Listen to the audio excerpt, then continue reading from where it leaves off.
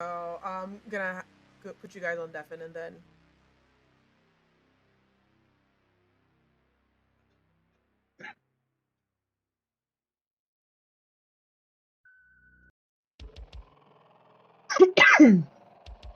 Welcome in, everybody, to VTuber Vampire the Masquerade.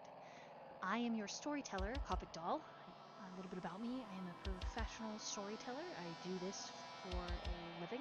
I run tabletop RPGs. It is a pleasure to present to you a story of vampires. Our story begins in Salem, New York, on a sullen, dark night. My guests today, if you exclamation mark guests, starting from the far left, I have Sly, Val, Natchan, Inu, and Spectre. All streamers in Hi! their respective rights. Feel free to click those links, check them out. Without further ado, let's meet our vampires. We're going to actually start with the Natchan. Hello, I am the Natchan. I am going to be playing Blythe, the Malkavian, and you can catch me here on Twitch at the Natchan 1984. Okay, and now we're going to start from the far left. Sly over. Take it away. Oh, me? Oh, gosh. Hi, Oh, I'm you, Striker baby. Sly.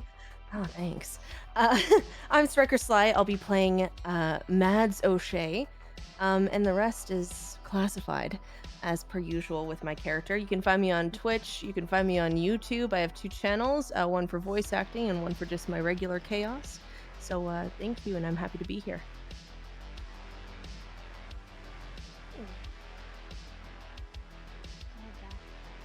Oh, hi. My name is Valentine. I'm your Demonic Cafe owner, and today I'll be playing Xirus Fletcher. He is a Tremere. He's a smart boy, so, look out for him, I guess. And, yeah, you can always find me on twitch.tv/Val_NTimeVT. So, yeah. Nice to meet you all.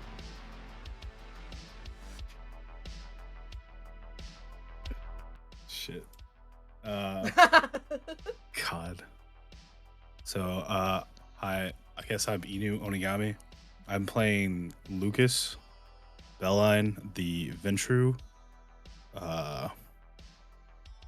Best way I can explain it, he's violent. That's about all I got. And you can find me on Twitch at Inu Onigami.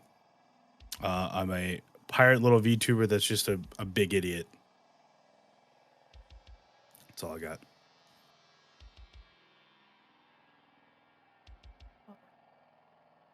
Hi everyone. So yeah, if you guys, some of you may know me, some of you may not, but my name is Spectre Zero. I'm just your average time traveling dimension hopping android, and today I'll be playing the Todor Viola Loveridge. Lovely to meet you. I'm just a magician performer in a vampire world. Pleasure to meet all of you, and I look forward to our journey together. Back to you, Corbett.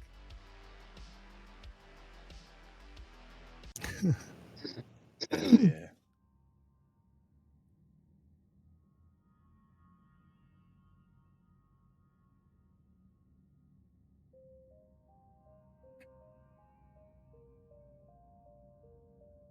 Stop it.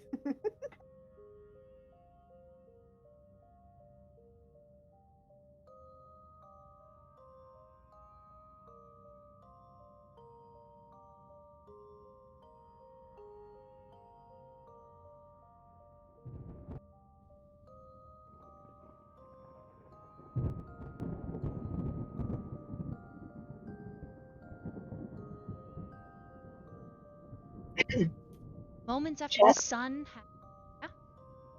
chat says they can't hear you. All? I can hear her. I have her stream on and I can hear her. I think it's just... Okay. You're good. Sorry, my apologies.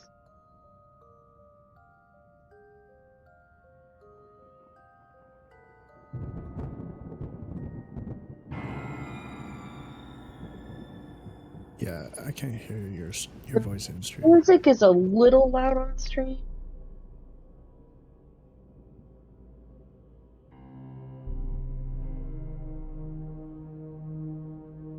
Yeah, I see your react is reacting, but we're not hearing you. All right. Can you guys say Bah! everyone say something? Is this a little better? I actually had to shut off the filters. Okay, I hear you now. Yep. Okay. Okay, yeah, I adjusted it. Like I said, my sound has been a little funky, but everything I adjusted it from. I think it was I adjusted the advanced options. It was the monitor was off, so I could hear it, but no one else could. Nice. Okay. That's exciting. So yeah. I turned off all of my filters, so hopefully stream can hear me. So I will begin the narration again. You can turn on your filters if you would like. I usually only turn them on if like people can't hear me like very well. So, but it says that it's good, and I have myself turned up really loud. I'm eating my microphone, guys. I'm making love to it with my tongue. Okay, cool. Like I'm doing it. I love it. Let's go. Let's go. Okay. That's one way to do it. After introductions, there were second, but it sounds better now. Okay, so then I will begin. We begin our story of our vampires moments after sunset. Zoomed out image of this old city. Salem, as you know, in America's history, is an iconic name. There's even a Salem, Idaho. All across the nation, Salem is a profound name. It's no different here in New York. Salem is an old city. One that the textbooks may say was settled by colonizers, pioneers in the early centuries of our country's history. Kindred know better. It was a vampire that settled Salem. Vampire roots dug deep into the earth's soft ground. Roots that are a physical manifestation, a city beneath a city. But that's not where our story begins.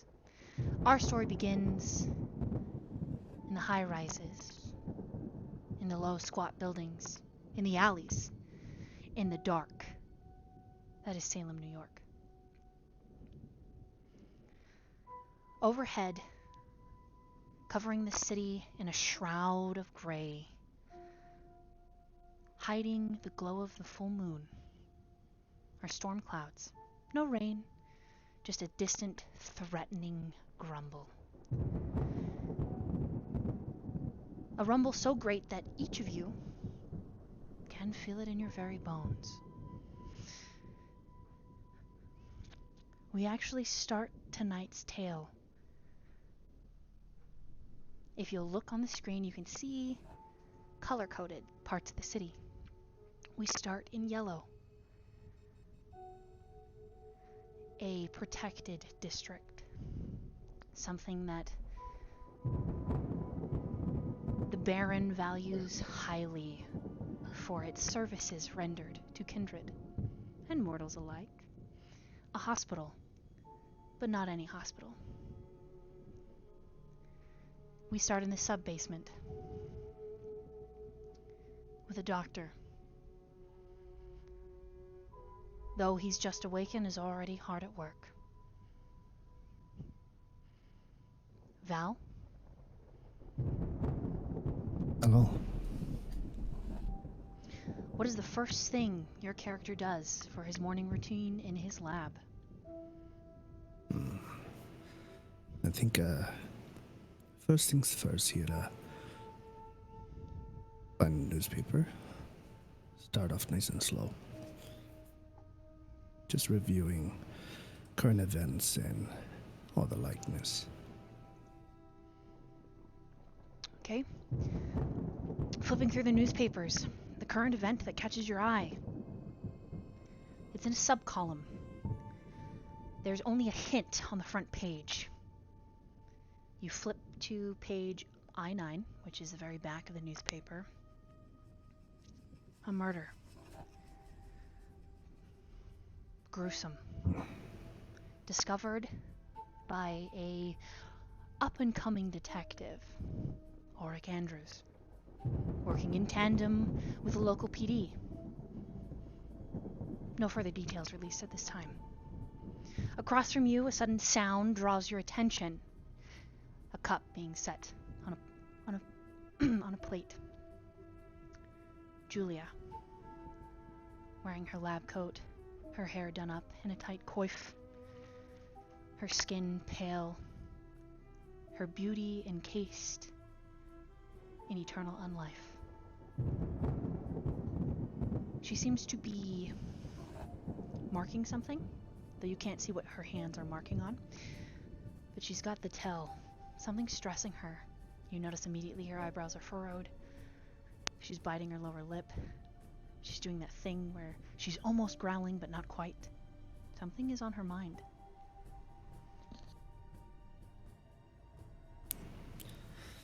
Julia,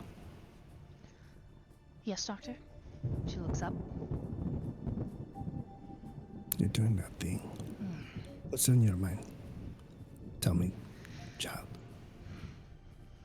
She picks up her phone and flashes a text message. Her current mortal obsession, a man. His name is Brandon. He is a med student. Brandon wants to meet tonight. But I'm annoyed. Annoyed. Tell me. Sorry, what'd you say? Tell me. I think he's going to break up. And, that kind of bothers me. But it's not important to what we're doing here. But if you must know, that's the thing that I'm doing. And she slides her phone into her pocket.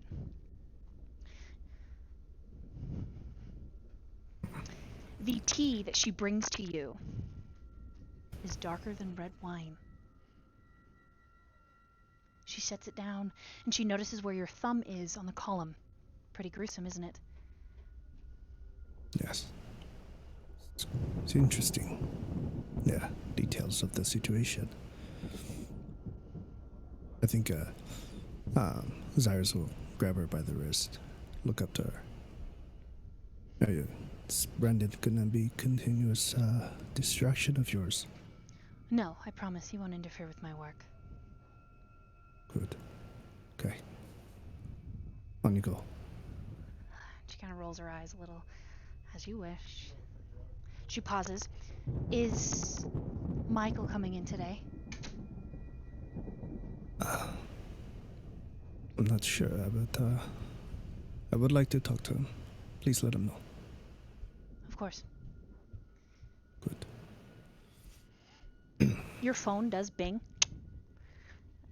As Julia is messaging in the group chat to Michael. Where are you? Michael sends back a coffee emoji and a tired emoji and says, I'm not like you.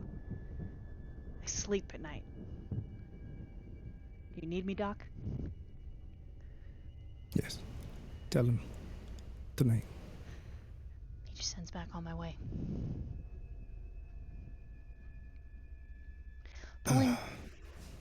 Pulling back from this scene, unless there's something else you would like to do. No. Pulling back from the scene, we switch across town. The lower left-hand corner. A casino. Behind the casino, a building. Lavish, decadent, wonderful. A suite of suites. A hotel of suites.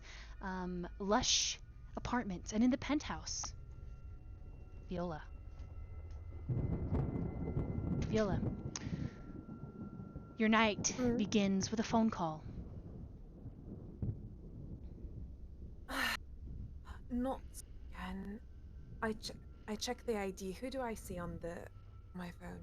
It's just phone. X, X, X, X, X, 0.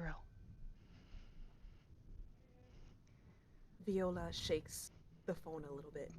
She knows that if she doesn't answer soon, there'll be more consequences. Hello? I'm here. What do you want? You hear breathing. A chill runs down your spine. This is the same caller. And you know exactly what they want. They just want to hear you talk. Well, the show was excellent last night. Another success, and the review in the newspaper said I had potential to be even with the great Houdini himself. And her voice gets really nervous and it starts to tremble. I went to a party. Don't worry, I didn't. I left on time. And she sets down her team. And as she's setting it down, it accidentally slips and just dashes to the ground. So it... I'm sorry. Your phone makes a chirping sound. And the sound of a coin dunking into a piggy bank. You check the screen. $1,000 sent to you. As you wish. No sender. I am just money. And when will my mysterious patron, one who has supported me all this time, when will he make an appearance? When will I get to see that wonderful face of yours? The phone clicks dead.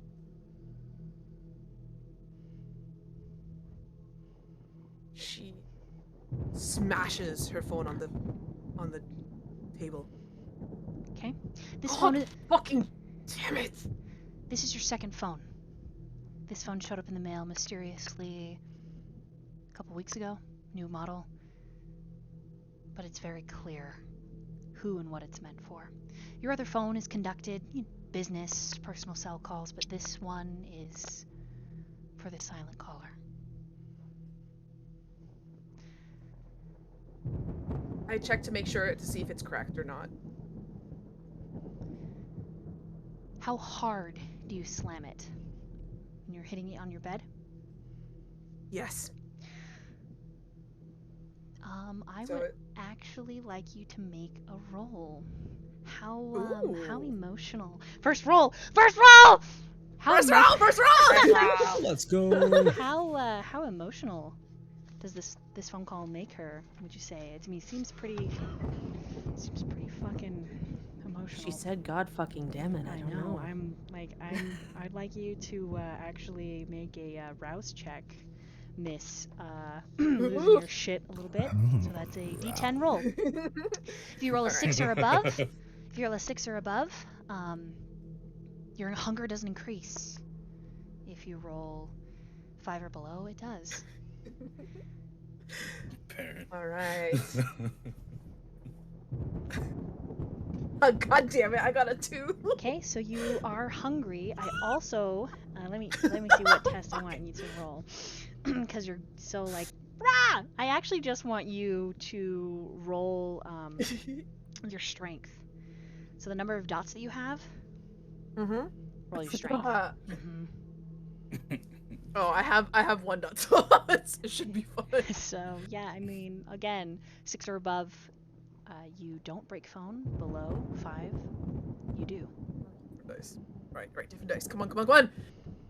Look me a lady tonight. Fuck! 4. All right, you break your phone. There's just a frenzy, just a moment of how fucking dare he. You can feel this in the back of your mind as the beast rouses. This primal feeling, this primal necessity of protection, keeping yourself number one, and of being A profound predator. How dare he? After noticing the Viola- cracks, you calm. And your hunger increases. You now have 2 hunger. Okay. God damn it. Pretty emotional for you. Viola, she starts putting her hands at her temples. It's okay. It's not a problem. It's not a problem. I can do this. Relax. Night off. I performed yesterday. It was a success. The crowd love it. People love me. I just to find more clues.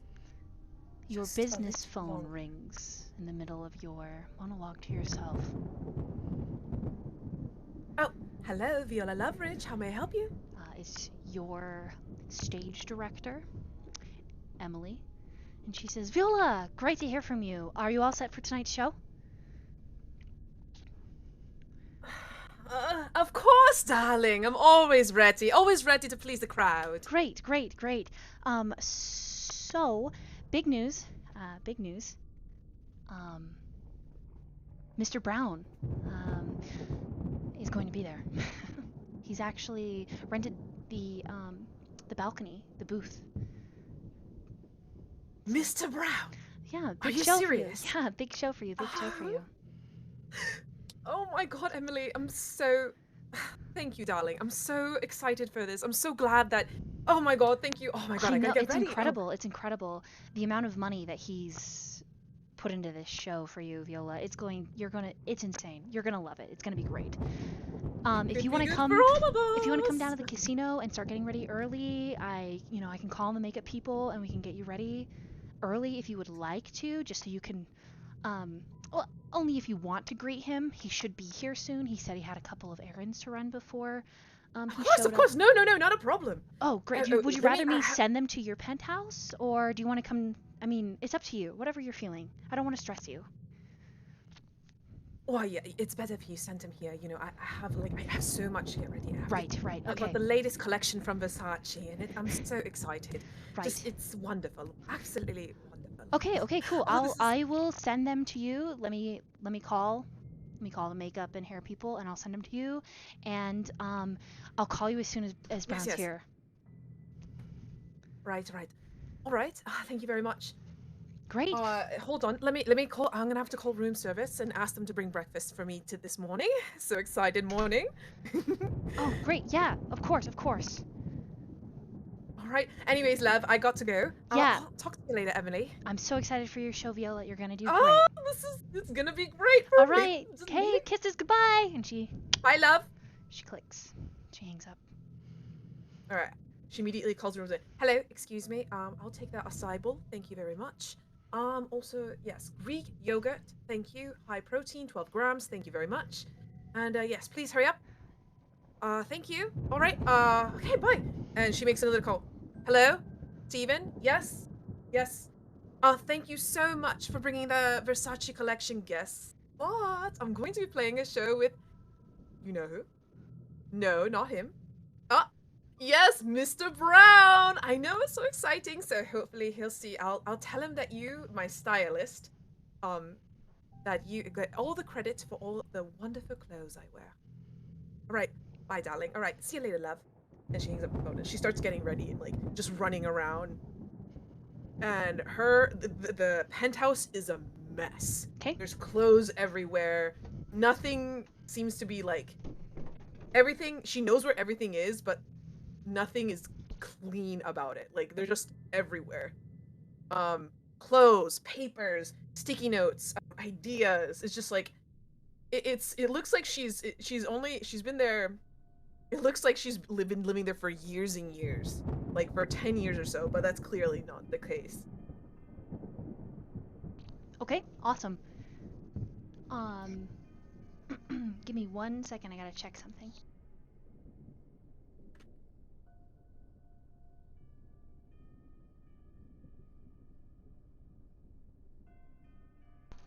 One thing I do want to ask, Viola, is do you do you make that call? And I'm going to DM you a private whisper, if you'll check it out. Oh, hello, Tone. Playing some tabletop RPGs.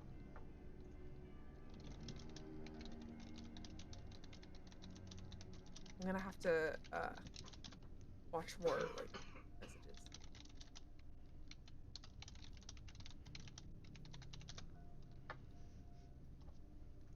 Spec, I do have your stream up in mod view, so don't worry.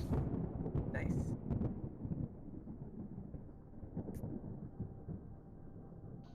Alright, I DM'd you that message.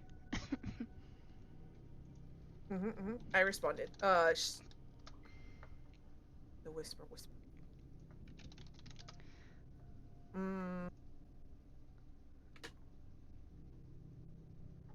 Okay, so you send the text.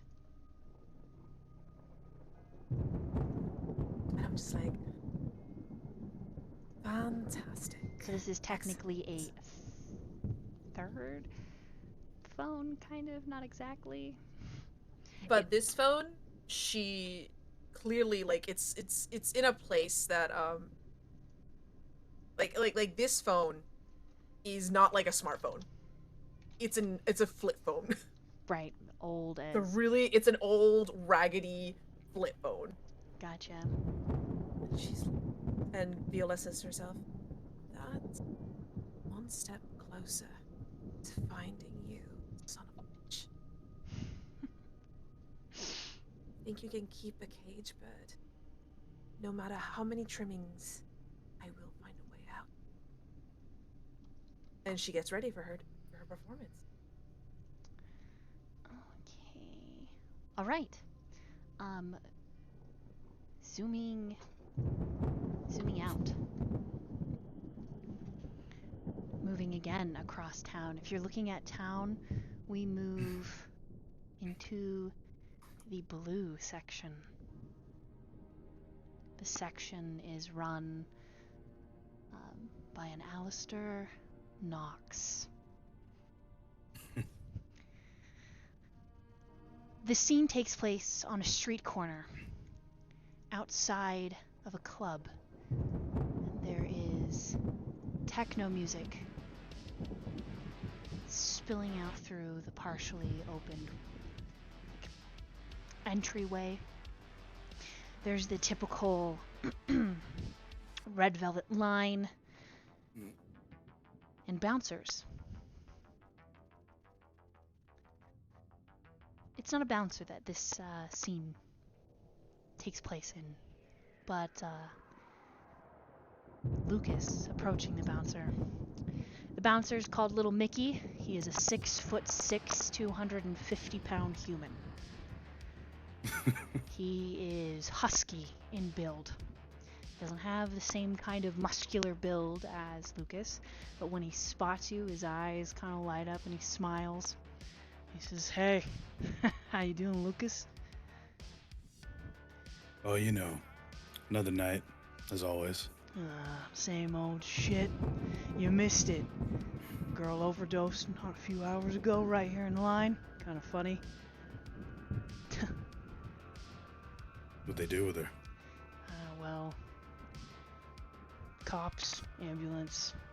Mm-hmm. Pissed off the boss a little bit because it's the opening. You know, band inside, or whatever they're called. Weird people that wear the helmets. They're not quite Daft Punk, but Daft Punk wannabes. Anyways, they're just a bunch of kids. I'm assuming he's looking for me? Yeah. He seems kind of agitated, so good luck. Yeah. Yeah, I know. Is there anything I should know about, Lukas? You alright? Is the boss mad at you? No, listen. Just keep your head down. Oh, shit. Alright. And he clicks the red velvet line, allows you to go in. As you step inside the club, you are assaulted by sounds. Your undead chest cavity vibrates with the bass. You glance up at the stage, there should be... It's set up for 3 members. There are only 2, and they do resemble Daft Punk with the helmets, though their helmets are pink and white, cat helmets. Almost has a Celty feel from, like, da-da-da-da. They're both wearing tight latex. One of them is wearing, like, a biker latex that's unzipped to expose just a bit of flesh. Okay. And it's just a sea of you and mortal bodies jiving and grinding and moving against each other. The laser lights are all red, purple. There's a fog machine occasionally spitting out billows of fog. But you know where your boss is. You have to take the far left catwalk up to his office. Do my best to avoid all the vibing mortals, you know. Do you walk through them? Or Yes. do you try to... So you just move people out of your way? In a sense, yeah. But, like, not like I push through them, but I just, like, flow through them in a sense. Okay. I'm gonna... Just because I can, I want you to roll a dexterity test. So just whatever's in your dex, go ahead and roll it. It's a pretty easy check. Let me know how many successes you get. Getting a success is 6 to 10. So I just roll just straight that. You can also right? add your blood potency to this roll. Okay. And, yeah, you can add a dice for your blood potency. Just gonna roll those 2. I'm rolling off the sheet because I don't have dice. Yep. Just for the record. Totally fine.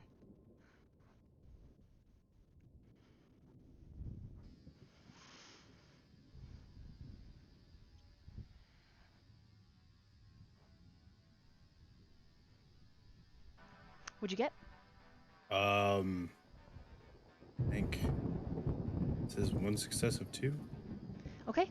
So, That's all you needed is 1 success. You managed to weave your large frame, because you're a pretty big guy, without tussling or pushing, kind of ruffling too many humans that are dancing on the floor. You can smell the telltale scent of marijuana, cigarette smoke. There is a smoking section in the back of the club. I would like you to roll a wits and awareness, please.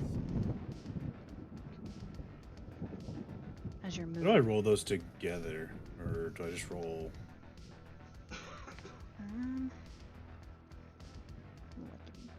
Oh, this is an outdated sheet I'm looking at. Good wits and awareness. Yeah, I'm looking at a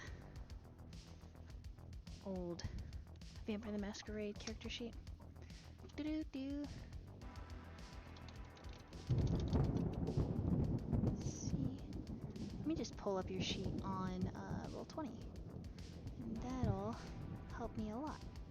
Does it see how Val, like, earlier rolled? Yeah, so you're going to want to... Yeah, so it is wits. So there's 2 dice, and your awareness is 2 dice.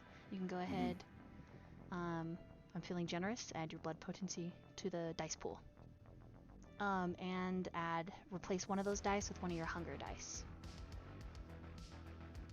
So, I'm gonna be kind of a dingus and like, I have to explain to me when I'm rolling these dice how to do this with the sheet, because this is a different sheet than these 2. That makes sense.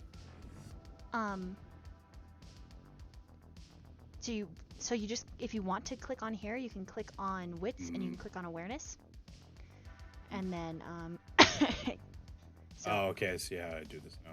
yeah. I'm clicking it the And then wrong your way. second attribute, you can see, so I can click awareness, then click wits. Yeah. Got it. Yes. Okay. Yeah, I didn't understand the question for a second. I'm sorry. I was like, wait, what? No, yeah, I'm doing it out of order.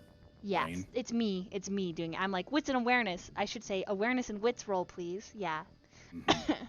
And then what do you want for the extra dice? Your hunger. Include your hunger. Shit. So basically that's just... 1 extra dice? Yeah, but it's a different color than the regular ones. Yeah. And what's the difficulty you want it set at? What's the difficulty it's set at? Yeah, because it's asking for a difficulty number. What the heck? Why is I it don't know. asking? It's supposed to be a secret. I don't know.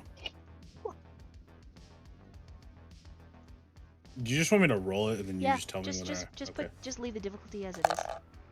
Yeah. I rolled once too, just so you know, just to test it. Unless, is that your roll? I think it's mine. Okay. So you have a success 4 of 2. Okay, so see the red dice? Oh yeah, there was me rolling for you. Yeah. The red dice is the hunger dice, and all those other pretty Got colored it. dice are not the hunger dice. I think that's how Roll20 has it set up. Let me show the stream here. Here are the rolls over there on the side. Whee! This is fun. We're learning. We're learning. This is my first time DMing this. Okay.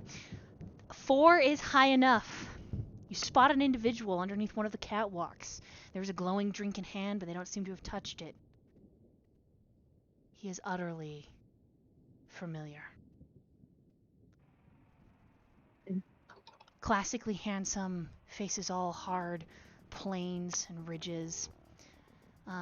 Looks like he's been sculpted from marble. Just too handsome for his own good, which reminds you of someone you used to know. His eyes are following you. And as you lock eyes, he lifts his drink in a little salute, giving you a smile.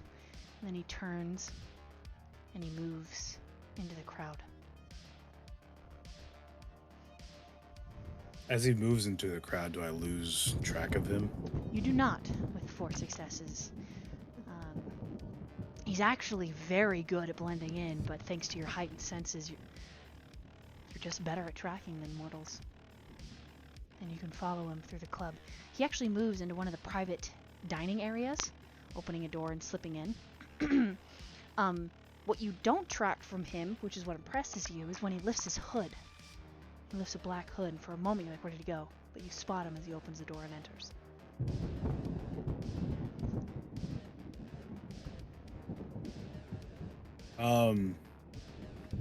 Lukas will look at his watch and think about how much time he has between dealing with this manor and talking to his boss. You know, Alistair, he doesn't like to be kept waiting. Likely little Mickey has actually called over the radio that you're headed up.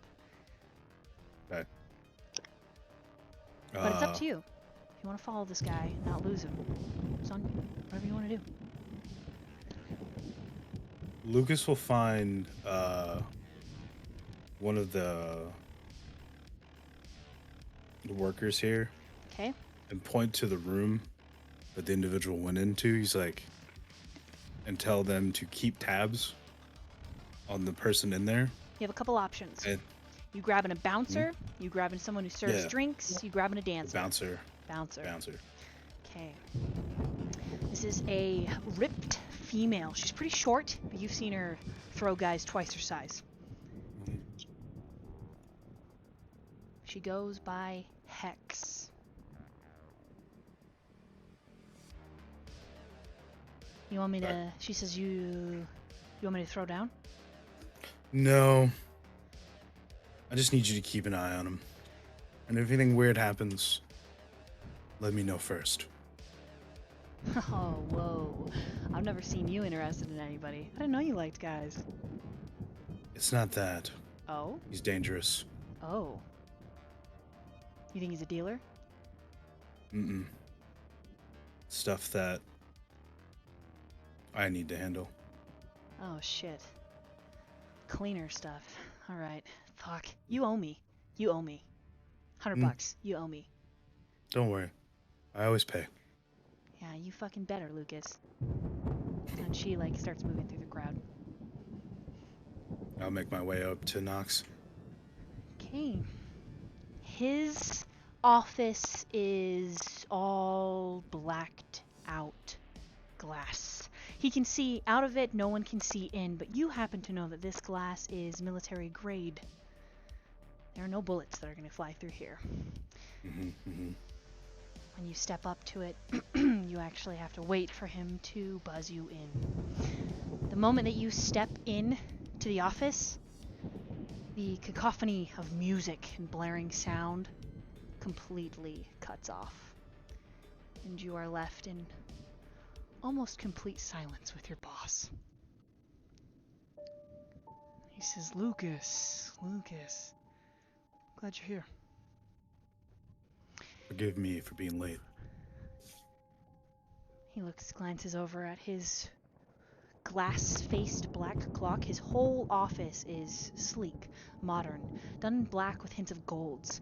There are gold streaks that are like little twists of marble in the floor and up the walls.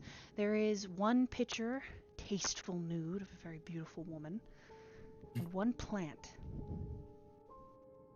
You do know for a fact that this plant is your boss has given a name, and he does take care of it. No one fucks with his rubber tree. He'll say that all the time. He is wearing a fine tailored suit, also black, red tie. Tie is loosened. You can tell that he has been moving fingers through his hair. The pompadour is a little off kiltered. His shrewd eyes a little dry. He says, "You're not late, you're just on time." I took care of what you asked. Good. I know I always can rely on you. I have one more job for you. Different than your usual. Define different. You gotta watch a show. A magic show. Okay. Vice Brown has requested you specifically. Seems he has a job for you. And, well, I owe him a favor. It's not often that I get requested specifically by him. I'm thinking there's a little cleaning that's gonna need to be done. Anyways, here's your ticket. Okay. Casino at the water's edge, Neon City. That's where you'll go. Show starts in an hour. You're gonna want to dress nice. He looks down at his his suit. He forgot he's still kind of covered in some dried blood. He's like, "Yeah, you're right. I forgot." Wear a tie. Says You boss. got it. Thanks.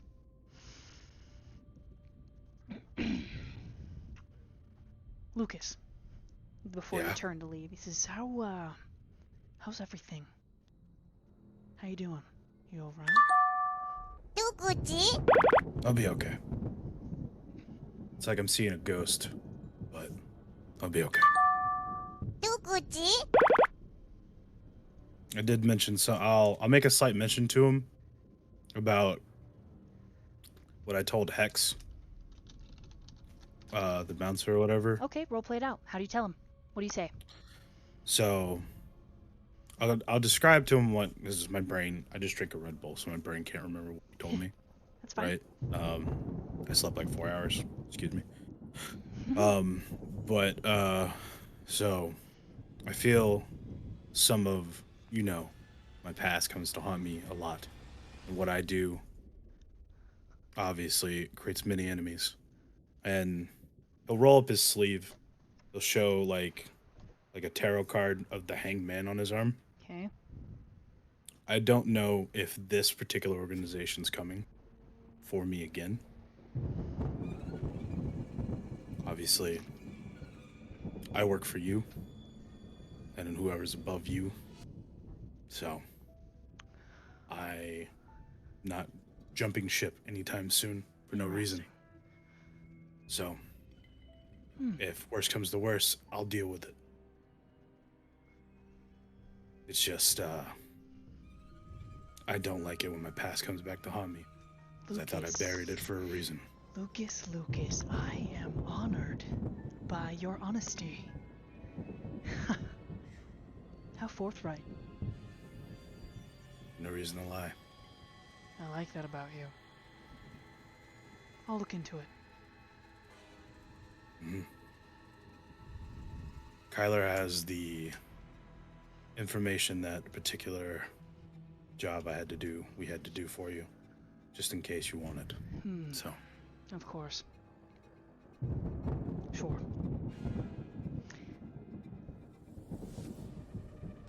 I'm sure Better go it's before I'm late. done satisfactorily. I want you to focus. You impress the Baron. Don't embarrass me. Or yourself. I never do. Good. Good night, Lukas. Good Report night, sir. back. Let me know how it goes. At that point, his phone rings, and he picks it up and he says, "Speak." And as you're closing the door, you hear him say, "You do what I fucking tell you to." And there's just this sinister drawl. He just kind of chuckles as he's walking, and it's just like, some things never change. All right, so thanks to interrupting the narrative for just a moment, Perrin, thank you so much. Everybody gets a re-roll. So inspiration dice. This is a free willpower in the Vampire the Masquerade game. It is a unique mechanic in all of my games. So everyone gets a free willpower. Ooh. Yes, subs give you a free willpower. So you can So spend it. How do you get a free one? Yeah, guys, spend more money. Subs! Hey, Baron. Spend money! Baron! So, Thank you, Baron. I'm gonna need it. so the special thing about how the inspirations works is you can choose, if you wish, to re-roll all of your dice, but your hunger dice, because inspiration is not a normal willpower. It's sort of an extra willpower. It's a way for the audience to assist your characters in sort of vicariously also play. A normal willpower only allows you, actually does allow you to re-roll, I think, all dice as well. So I'll say the inspiration dice allows you even to re-roll hunger dice. So it allows you to do the whole roll again. So this way, if you bestial fail, or, you don't want to rip out anyone's jugular or attack them, I'll let you re-roll. And Perrin has gifted each of you an inspiration willpower. So go ahead and mark that down on thank your God. character sheets. Hell yeah. Thank you, Baron. Yeah, thank you so much. Thank you, Baron. I really need it, clearly. Where do we write it? So Sorry. just mark it somewhere on your character sheet so that you know that you have it. Because regular willpower... Maybe in the notes? Yeah, probably on the backside. Yeah. Or if you have a Notes, notebook, yeah. I highly recommend a notebook or a place to take notes for this game, because I will There's gonna say be a lot of things, but I shit. won't share them again. So you're my good little detectives. Okay? Oh, you just said the magic word, so now Slide's gonna be on it. Relying on you, Slide. I got it. I wrote it down. Don't worry. I got it. I'm marking it. Write it down. I got my post-it notes. Don't you worry. Write it down. Keep your notes. Vasilia. Okay. Lukas, as you are leaving the club, which I have not named yet, I'm still new to this, and I couldn't decide between Nighthawk and Nightcock. Just kidding. Just kidding. Can we vote on that? Because I think we all have an opinion already. Clearly, there's a one right answer. The night rooster speaks to strikes me. again. God, dude. Jesus. Love it. Yeah, so that's what it is in my notes. I am not sorry, but I am sorry. I just know that Alistair, I envision a very angry black rooster. Okay? All right. I mean, it makes sense. Yeah.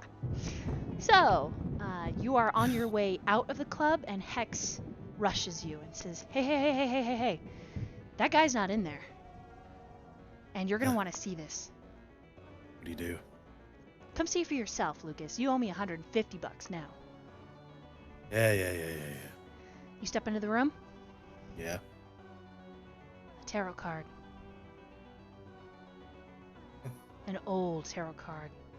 Face down. Face down. He'll begrudgingly flip it. Blank. No picture. But the back is a celestial pattern that is the witchcraft symbol of the maiden, the mother, and the crone. Cool. And we're going to pause there. Moving scenes.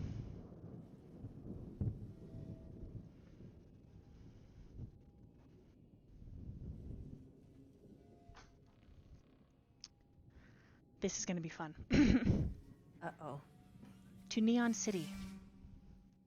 Arriving early. A handsome, middle-aged man. I will share an image in the stream for everyone.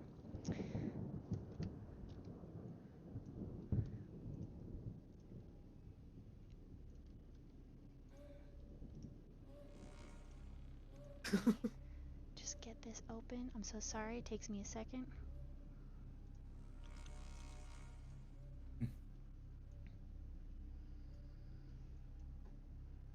Right, if you're looking in the Discord stream. Hello there. Sly.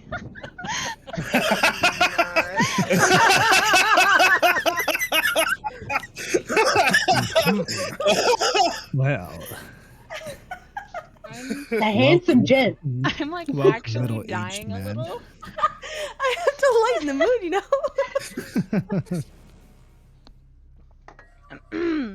A middle-aged man. In a limo. Driving down the narrow lane towards the casino brightly lit Neon City. Across from him, Mads. Vice Brown. Baron of Salem, New York. Hopefully you enjoy this show, Mads. I hear it's one of the best, up and coming. Excited to see it myself. You don't know why. All you know is he plans to conduct some sort of meeting, which you've been trying to get out of him all day. I mean, all night so far. You're only an hour into your evening, but the moment you awoke was flurry and constant moving, which you're not exactly used to.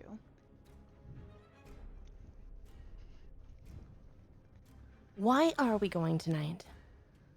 You never did tell me. Shouldn't I know things? Shouldn't I know this? You're right. Am I your guest? Shouldn't you know things? He kind of gives you a coy smile. Maybe. I'd rather you tell me. It's easier if I tell you, isn't it? It always is. But it's better practice if I don't. But that's no fun. It's fun for me. Come now. Try to determine why we're going. Come on. Use the Force. Isn't that what the young people say nowadays? The Force, right? Tap in. Use your dark Sith powers. We're going to see someone. Someone beautiful? Oh. Go on. More beautiful than me. Questionable. Keep going. Is it dangerous? You tell me. What do your senses tell you? Is it dangerous? More curious. Is the curiosity mine? Someone else's? Someone else's. Oh. What else do you pick up? I feel strength. Not yours. He acts a little offended, putting a hand on his chest. Oh. I didn't say you weren't strong. I just said someone else's. It feels not dangerous. More curious. Mads. And he suddenly gets very serious. I actually need you to determine something. Anything? Someone we're going to meet. I want you to watch them. It's why you're coming. I want you to sense everything that you can. Can you do that? Anything for you. Always. That's my girl. Overhead, a gentle rain begins to fall in the limousine. And Vice gazes out of the tinted windows. The passing mortals, their umbrellas, their coats. He's distant. Something on his mind. Please make an What are awareness. you thinking about? Make an awareness and wits check for me. How do I do that? Should I be rolling? How many dice?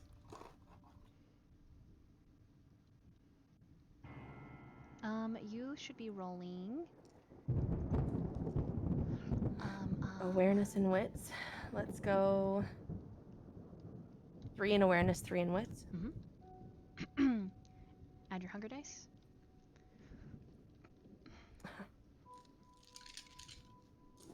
I am going to display capture for stream so they can see Vice Brown. No. Should I take? I'll take a picture of what I have, and you can tell me.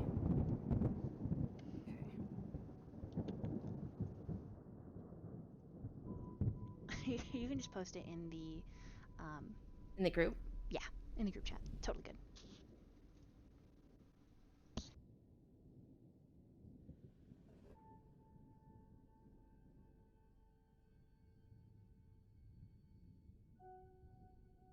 One, two, three, 4 successes.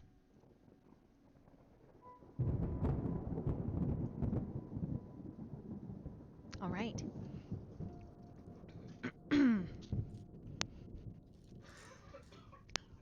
Tapping into this ability you have had since before your unlife. You see an aura around him. Like a sickly black cloud. Inky. Gooey. And you watch, right on his face, a very tiny black hand that looks to be made of ink. Stroke him almost lovingly. Obviously, he doesn't see the same things you do, so he reaches up and brushes the cheek, which causes the little hand to dissipate. This is not something you have seen before. Nothing's on my mind. I'm just excited for the show. Maybe there'll be maybe this individual that you said is strong will be handsome. I do enjoy the company of handsome kindred, especially young ones. I reach out and I touch his hand. He frowns at the contact, but he's waiting for you to explain. I'm sorry. Tilts his head, grins. Whatever for, my sweet Mads. I take my hand away and look out the window. And I don't respond. So you've seen it. Or you've seen something you won't tell me. Going to make me guess? Do you know? Know what? Can't you feel it? I feel fine. As young as ever. That's a lie. Let me have this, Mads. Let me have this. Alright? And his smile is a little strained. The limo pulls to a stop. His ghoul, Amanda, gets out and opens the door and says, Sire, mistress. The equivalent of like, my lord, my lady, even though she is just mortal and he is clearly not her sire. But you are royalty. She has an umbrella already opened ready to follow you into the casino. I'd like to walk in the rain. Okay. So as soon as Vice steps out, there is like a carpet, and there are photographers and journalists all interested to see him, and his Ventru nature sort of takes over. The Osiris in him grinning, smiling, waving. And you slink out the other side? Yes. You mean stealthy? Yes. Let's roll some stealth. Let's roll some dice. Oh God. Okay. Yeah, let's do some dice. Ba-na-na-na-na-na. Let's see, What would what you like can me to I roll? make you roll? Let's do a stealth and a dexterity roll. Oh shit, look at you. Oh, good.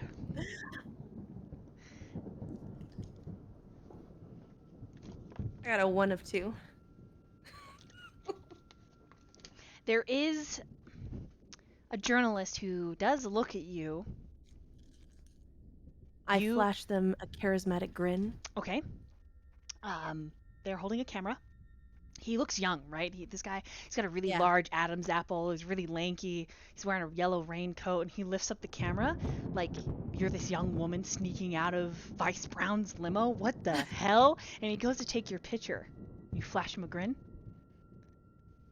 I flash him a grin. He takes your picture. You hear the camera shutter.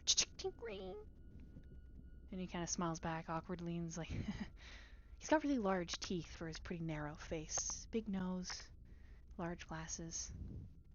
Kind of gives you a wave.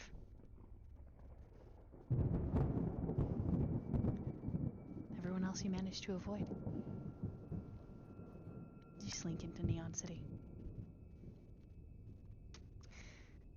Ending this scene here and moving across town.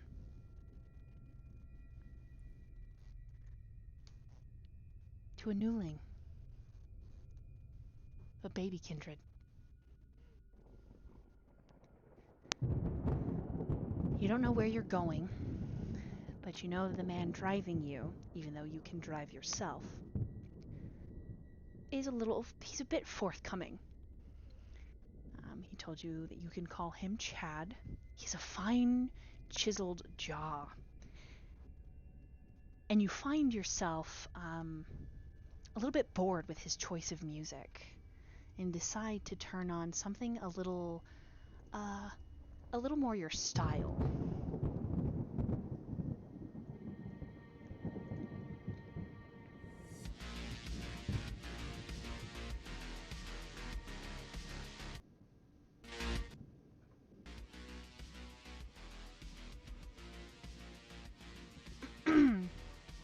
Nat-chan. Yes. You switch the channel to a little bit of synth wave.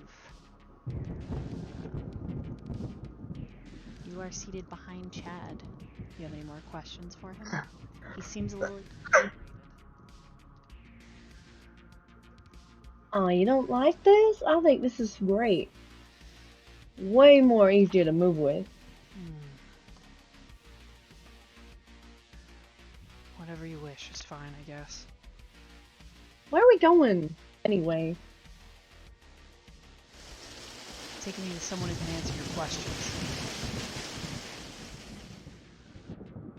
Okay. Alright.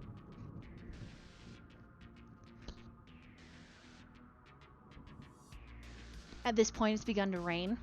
You are all the way across town. Looking at the map, you are past the pink section on the lower right-hand side. Like you're in like suburbia. He found you giving a tarot reading to a squirrel, which you think the squirrel, fucking squirrels, for the squirrels of New York. They're like the rats, right? They're always telling people shit, and divulging information when they're not supposed to. And there's this one squirrel named Frankie, the one who pays you in acorns to read his family's fortune. It was definitely him. Life was fine. It's been great. Been like this for a couple weeks now. Almost a month. Wow, when you think back. Pretty insane, actually. I do hope Frankie's doing well. I think to myself.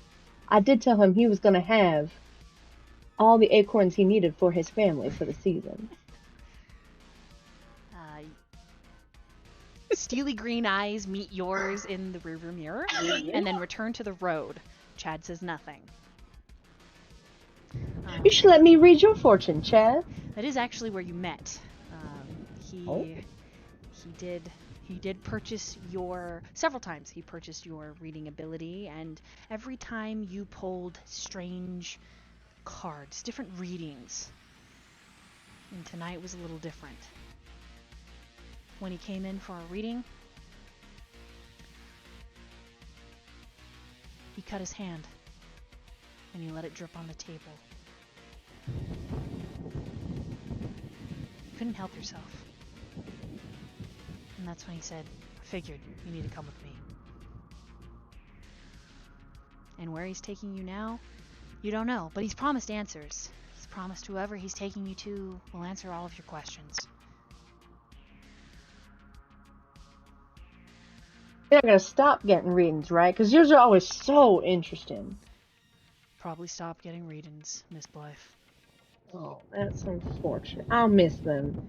I won't. He hits the What's wrong blinker, with that, takes a man? left.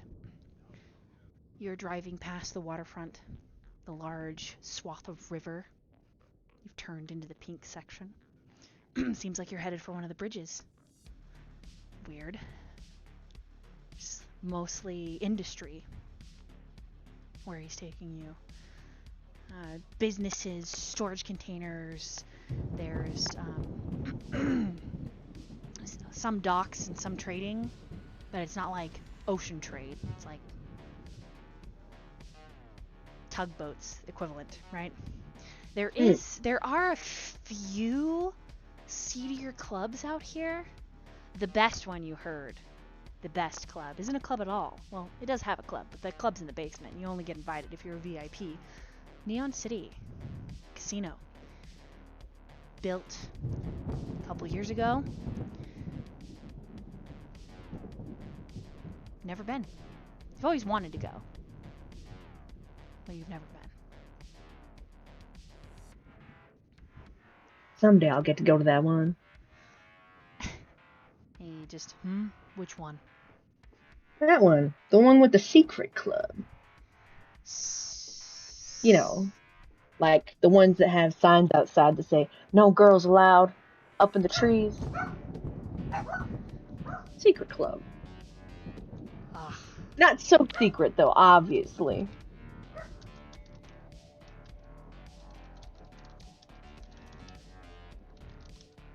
sure. He doesn't. Your nonsensical talking just kind of. Okay. What do you do for fun, Chad? Nothing. Nothing? He switches the music off. Oh. That. Are we here? No. Oh. Were you just tired of my music? Yes. Ah. I mean, you could have just changed the channel, because now that the music is gone, you literally just have to listen to me. That's a good point. And I could talk enough for the both of us. If that's what you want. Sure. He lets out a sigh and he turns up onto the bridge. Roll a wits and awareness. Okay.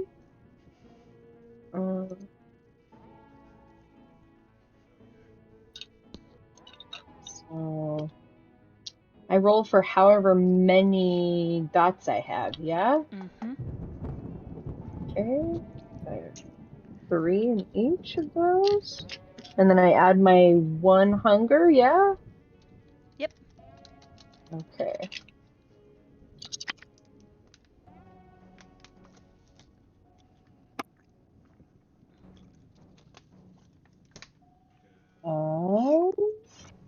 Gee.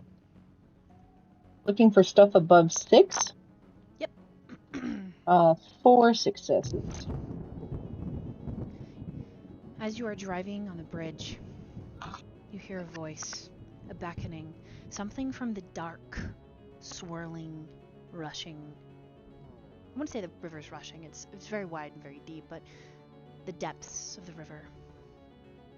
It's almost garbled. And it's sing-songy in a way. Hello?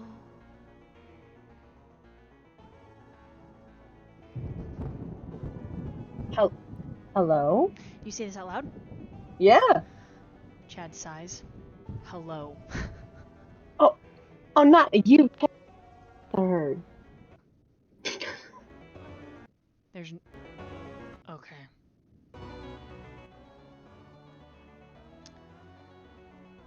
Hello? No, they guess they're done. Short conversation. That's a shame. Chad speeds up a little. And we're going to pull out from this scene. Not necessarily aborting, but there will be an appropriate time Oh yeah, no worries. for more of... I'll just keep talking to... Keep talking to Chad.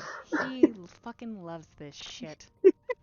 Okay, and we're going to sweep across the city once again. Xirus, did I say that right? That is correct. The doctor. Michael arrives. And with him, he has a stack of mail.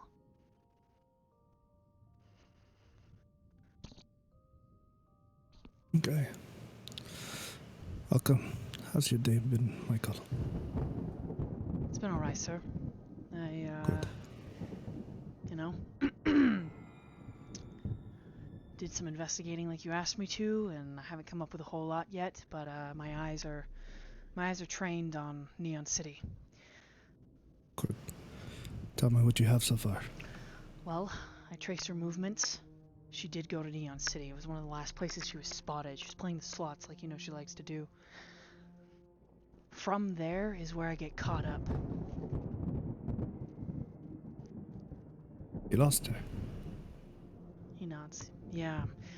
Just from there, her car, her driver, it doesn't make sense. They ended up across the border in Canada. Curious. Yeah, I just don't know how they went from Neon City that night to across the border. I think there's something bigger at play here, boss. Something I'm not seeing. I mean, I could break into the police station if you'd like, see if they have anything. No, that won't be necessary. She can handle herself. Here. And I put the newspaper I was reading earlier.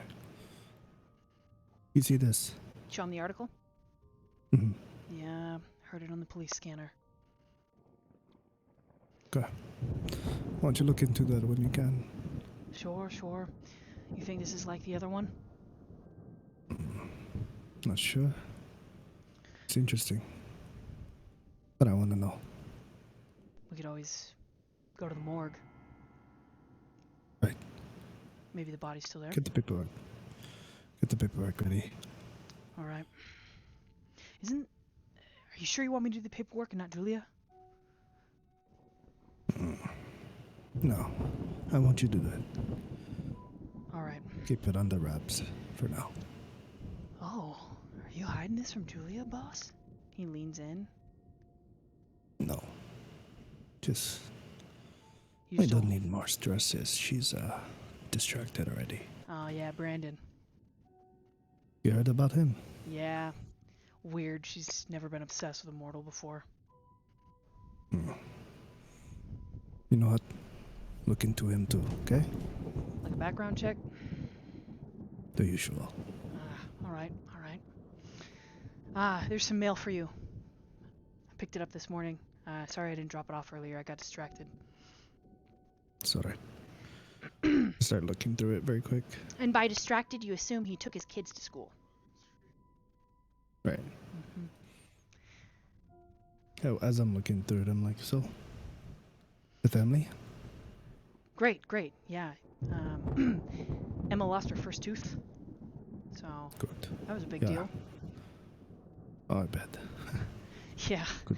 Yeah, pretty cool. And, little Tyke, he's, trying to walk, so that breaks my heart. But, you know, trying to convince the wife to have another one, but, we'll see. We'll see if I can make it work out, you know? Interesting. Okay.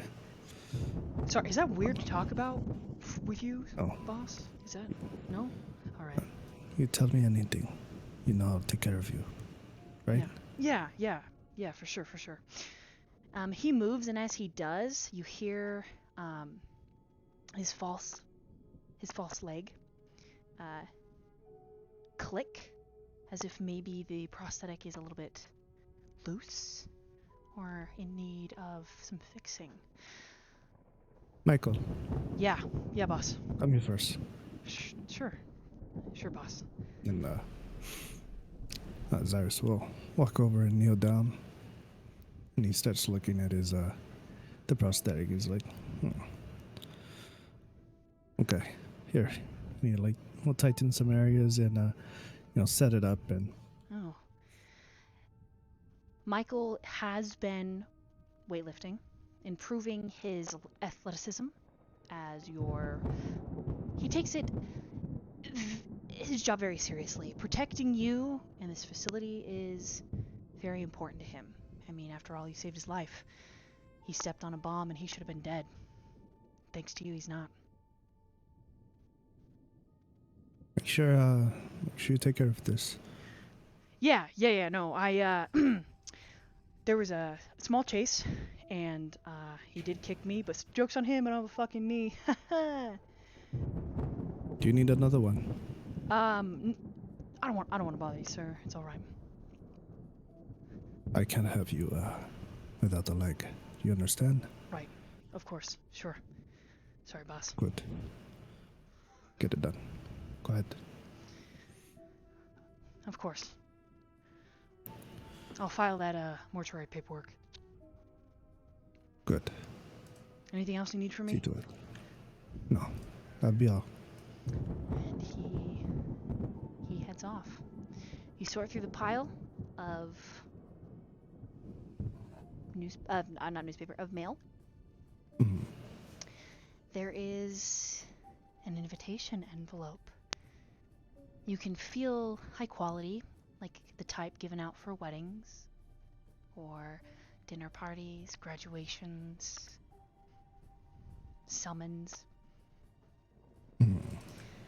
You recognize the wax seal almost instantly.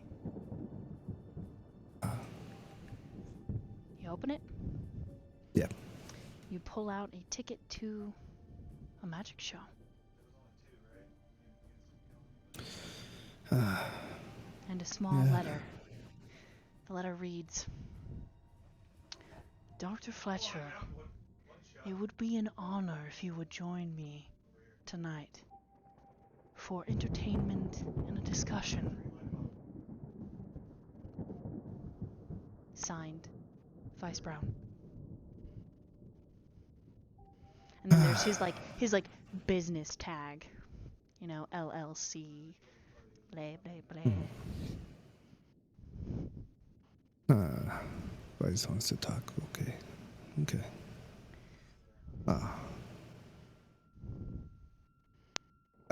Michael. He looks up from across the lab on the computer. Yeah, boss. I have to go somewhere later. Okay, I need you to take me. of course. Good. I'll see you at and then I look at the time and refer that to him. Okay. You have about 40 minutes before you need to drive over. Make sure you get the car ready. Yeah, do you want me to finish this, sir, or do you want me to go get the car ready now? Go grab the car. Oh, big business. Okay, you got it. And you hear him click. And then he would just kind of like gather some of his things, put away some stuff, and get changed real quick. He has some button ups nearby. Okay. That he keeps around.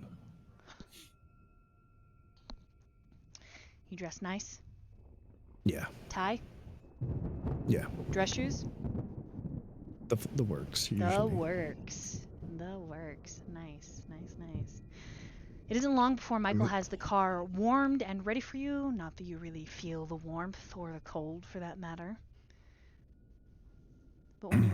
But when you step outside and head towards your car, there's a moment that your ears ring and there's a pressurized tension in the air. I need you to roll awareness and wits. Okay. Awareness and wits. Are these like two separate rolls or just like They're put together. So you add awareness and wits. Yeah. So in my case, I put 5 regular and then 1 hunger, correct? Yep.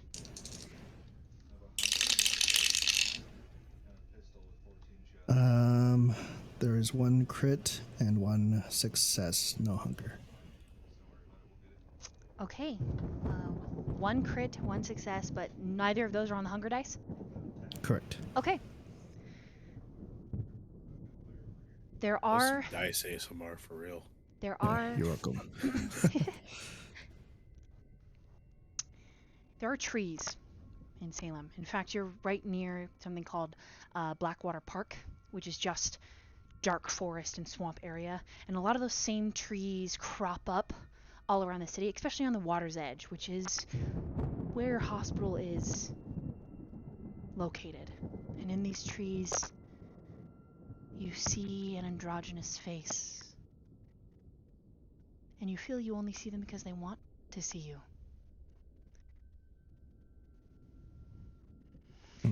They wear a strange, almost scaled dress. Bald head, but on the sides of their head where there should be ears, there are just long, twisting, fleshy tendrils. Almost like a decoration. This is another kindred. And they smile and give you a bit of a nod. I think Xirus would just nod back, give a gentle smile. Do you want to talk to them? Or you want to go get in the car? It's up to you.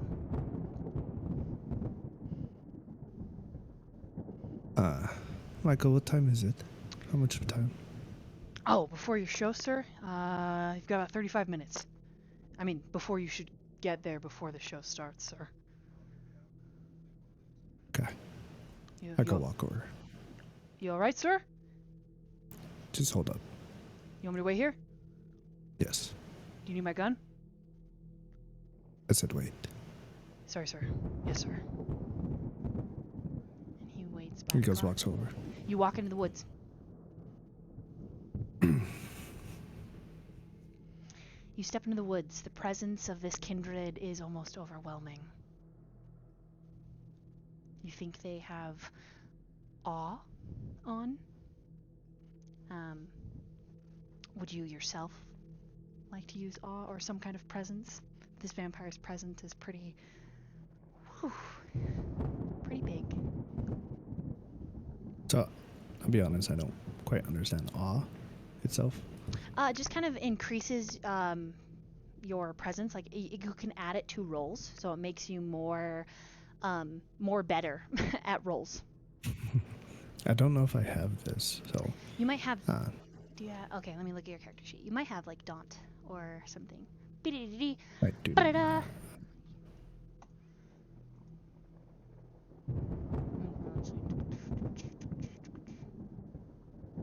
Oh, wow. Oh, wow. Yeah. Oh, wow. I don't know if we adjusted after last talk. We though. might not have adjusted a little bit. That's okay. No worries. No worries. Just for storytelling's sake, we'll say this vampire is pretty impressive. Okay. Okay? And the vampire, you can see on the side of their face, seems like little scales that decorate the tendrils, and then down their necks. If you would like to guess what clan they are from, I will allow you to roll a history, but let me see what the history is for Vampire the Masquerade. Okay, this is going to be, you know what? I'm going to have you do etiquette and a charisma. Etiquette and charisma. Okay. Yeah.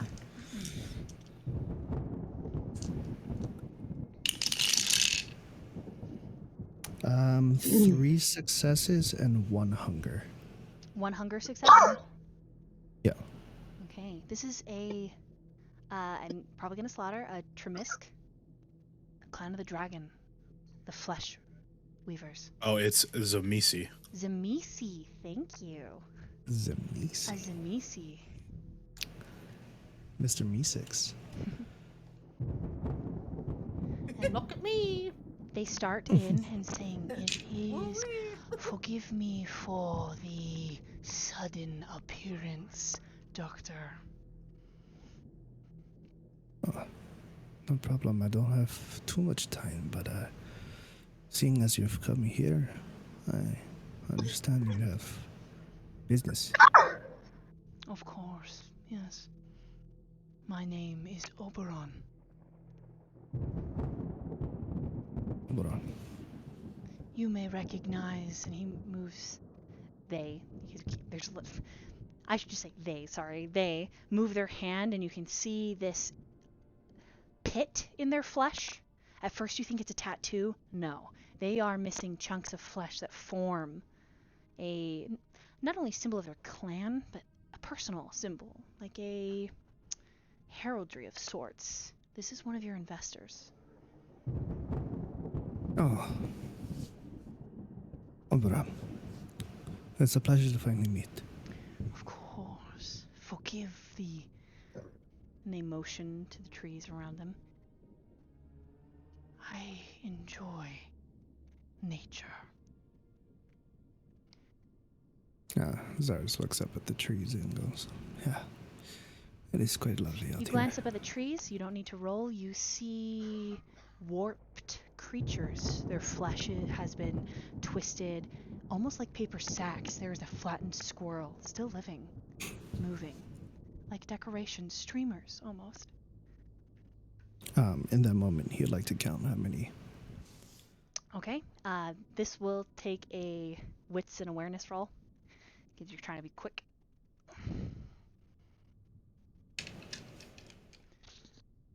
And if the rolling's too loud, just let me know, guys. No, it's good. I like it. ASMR.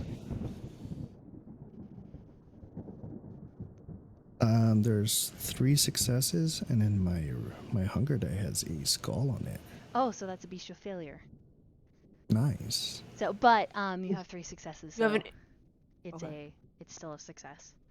Okay. It's just you hear, you get a feeling, right? It's like a physical, like, oh shit, in your chest. There's like a intuitive, instinctual reaction to seeing them. For a moment, your beast worries. Could that be me? And the answer is yes. If this vampire got a hold of you, they could warp your flesh into something very pretty. You count 17 and 1 owl. 17 and 1 owl. Okay. So, Obra, please. Wait. By which do I have this pleasure of meeting you tonight? I would like to increase my support of your endeavors.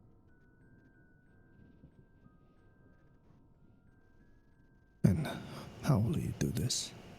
Monetarily. I assume this is you have a reason for this. Of course. Everyone has a reason for doing anything. Right. Dr. Fletcher. Very pertinent information has come to my attention.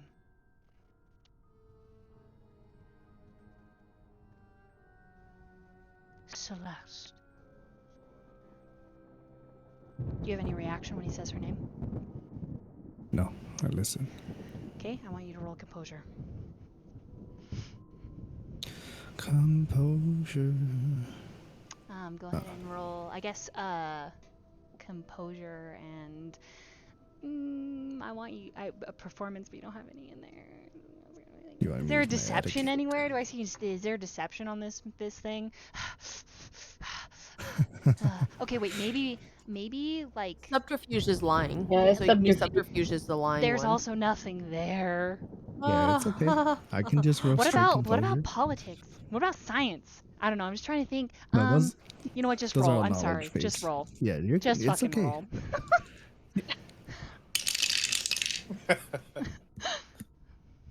I have no failures, just one crit and one regular success. Oh, you get a bestial crit? No, there none of the bestial die is Nothing. Okay, so it's just a success. yeah, nothing. Yeah. Okay, so two So successes. does I'm sorry, is that like a crits on the successes just like a 2? When you Or- have two of them, you add 4. Is it 2? Okay. You guys, I don't chat. Is it 2? Do they count as 2? Do criticals count as 2?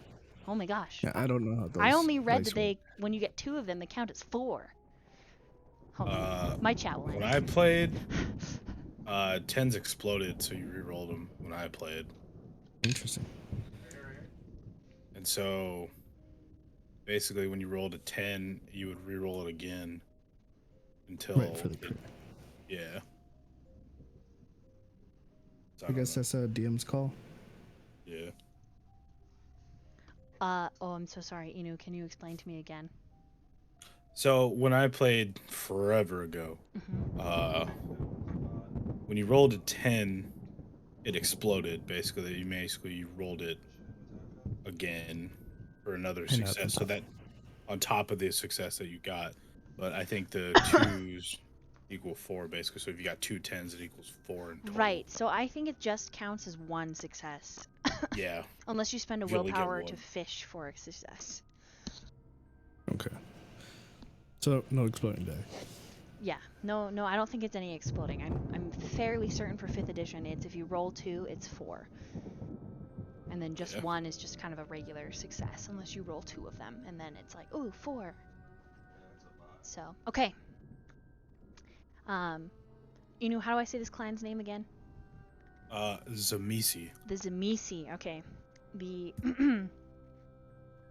so when Oberon says her name,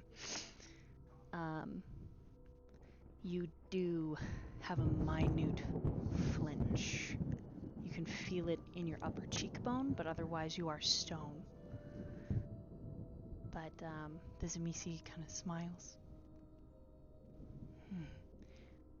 I know where she is.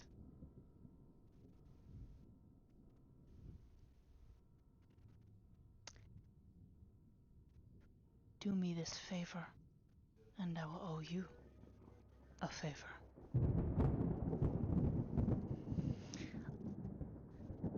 In increasing his assets, he will own more of your building. How's the internet cut out? Yeah, his internet cut out. Well, chat knows. Chat. Chat knows. You guys know. X to down. Oh no. So we know. We'll just be like Val. Everything was fine. Everything worked out. You know, everything's Exactly. okay. Exactly. You know what? She's actually like right behind you. Surprise! Happy birthday.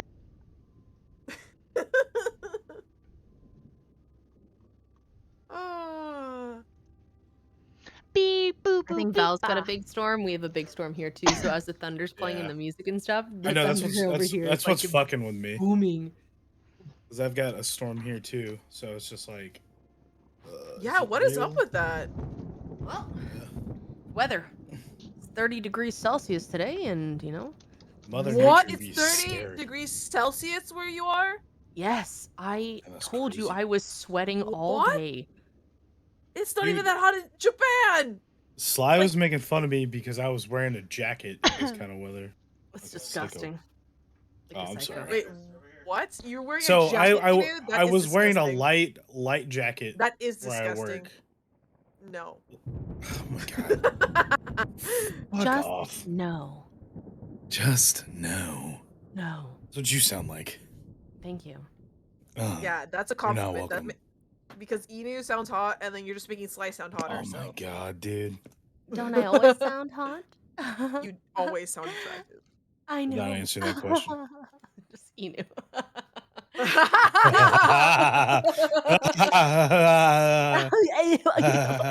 Well, yeah.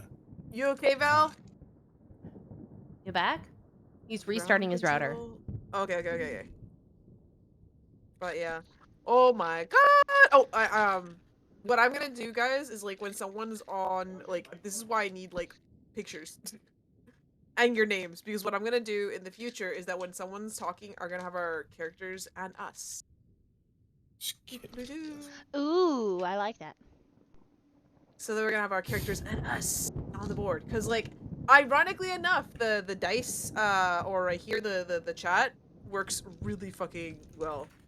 By the way, Sly, how freaking dare you decide to make a hot piece of ass? I mean, she This looks is like not me. fair. What do you mean? That's why I'm saying it's not fair. I happen to know what attractive women look like. It's me.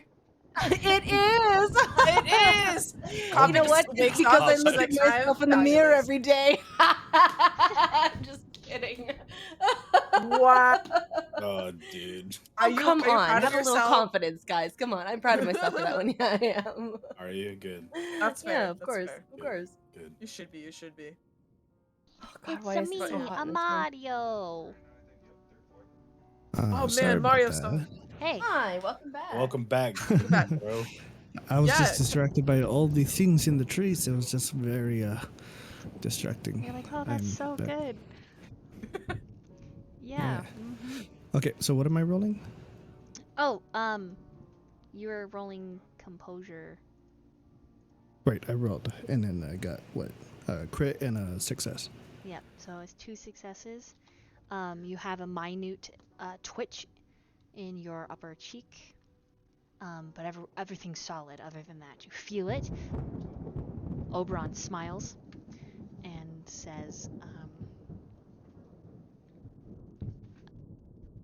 I can do you a favor for this favor.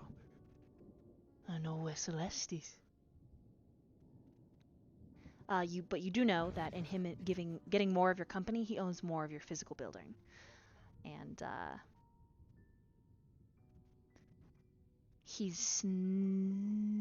they've never been this interested in your work before. They've sent stipends and lab equipment and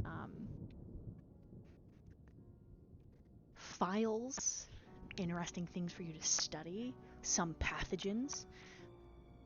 Never have they shown up in person. Usually it's a ghoul that comes and sets up a meeting, or a younger vampire, but this is Oberon themselves.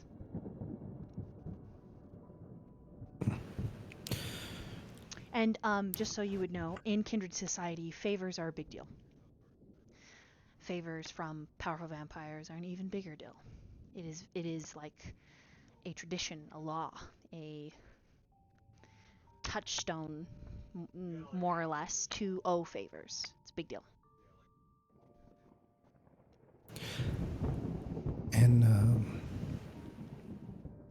in exchange for this, what do you ask of me?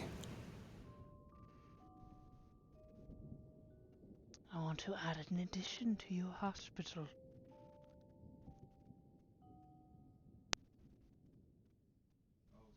In the sub-basement. And there's a understanding that the both of you kind of know what that means. There's also a subtle threat. Very few individuals know about that basement. It's not on any map of, like, the building. There's no schematics at all. Okay. Yeah.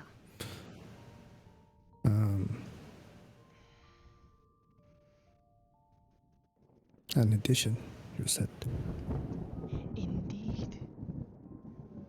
Of course, your work will be continually funded, and I will offer a favor in exchange. And a gift. For this. I will tell you where Celeste is, or what I know of where she was.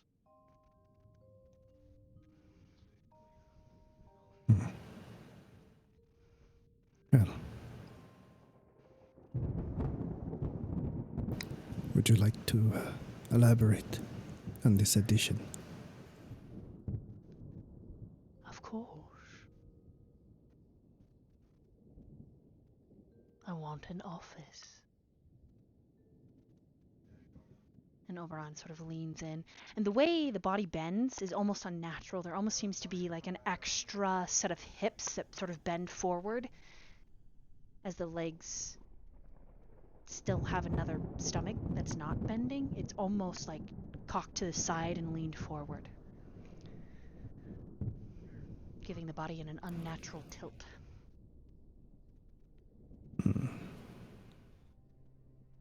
You see, a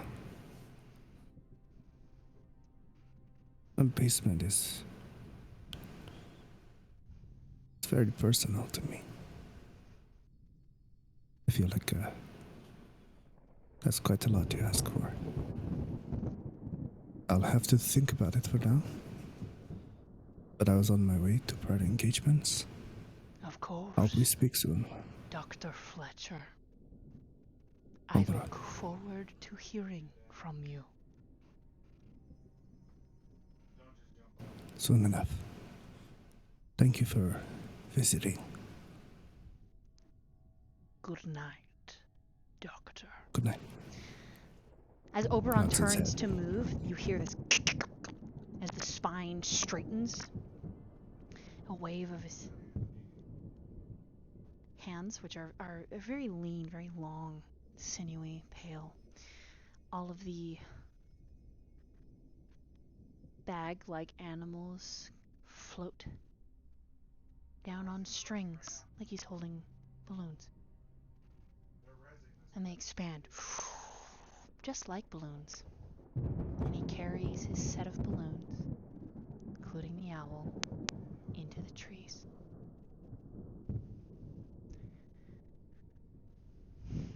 I take a moment. Look at the trees. There's no Head back to... residue left. Yeah. Head back to the car. Okay. Michael is texting on his phone. Let's go, Michael. Oh, boss. All right, cool. Puts his phone away. Once I get in and we start heading out, I go, do you have people in Canada? Neon City. You're wondering if I have contacts across the border or at Neon City, or both? Both. A little bit of both. I know a guy across the border. He's a little off-grid, though. Kind of touched a little bit. You know, war sort of did him in, but he's great. Loyal. I need you to find Celeste. Now. After you drop me off. Shit, alright, sir. Right. Good. The car is tense as you make your way to Neon City. He's just, I think, I think he would send a text to Julia. Okay, what do you say?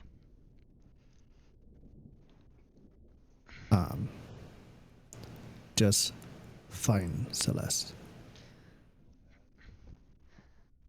Right? She sends back a thumbs up and a beaker emoji.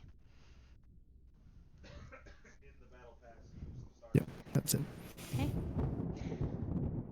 We have reached time for a quick bathroom break, and then we will finish up the session. Cool. Okay.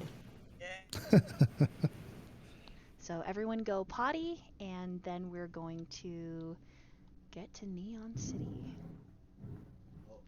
Bum, bum, bum. How long is the break, by the way? 3 minutes. Okay, time to get coffee. Woohoo! Quick Coffee! shit, go. Maybe not.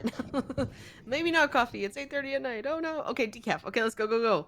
Team, let's go. Roll out. Oh, yeah, also... Roll out. So Also, everyone's characters are interesting. Hello. No, yeah, you. so interesting. Ooh. Ah! I have so many questions! I have so many questions for everybody. Yeah, everyone's characters are raising flags. Hello, everyone. Yeah. It's Also, gonna be really interesting to interact together. yeah, I'm looking forward to that. That's gonna be... I'm already, like, excited. I've been, like, trying to plan my magic show in the back of my head. Like, oh shit, I gotta do this, and then maybe I gotta do that. Like, maybe that will work. That's fun. I'm enjoying it. Hezzy says, Daddy, sorry, Daddy, sorry, Daddy. Really? To Are you talking Inu? about Because the- it's definitely... I think you're talking about Inu Whoa. here. Hey, hold on now. Whoa, whoa. Oh, you can tell What me do to you whoa mean? whoa anytime you want, baby. Whoa. What do you mean? What do you mean, dude? You I know didn't what I even do said? anything that warrants something like that. You don't have to. You're just yourself. Your sexy self. Oh my god.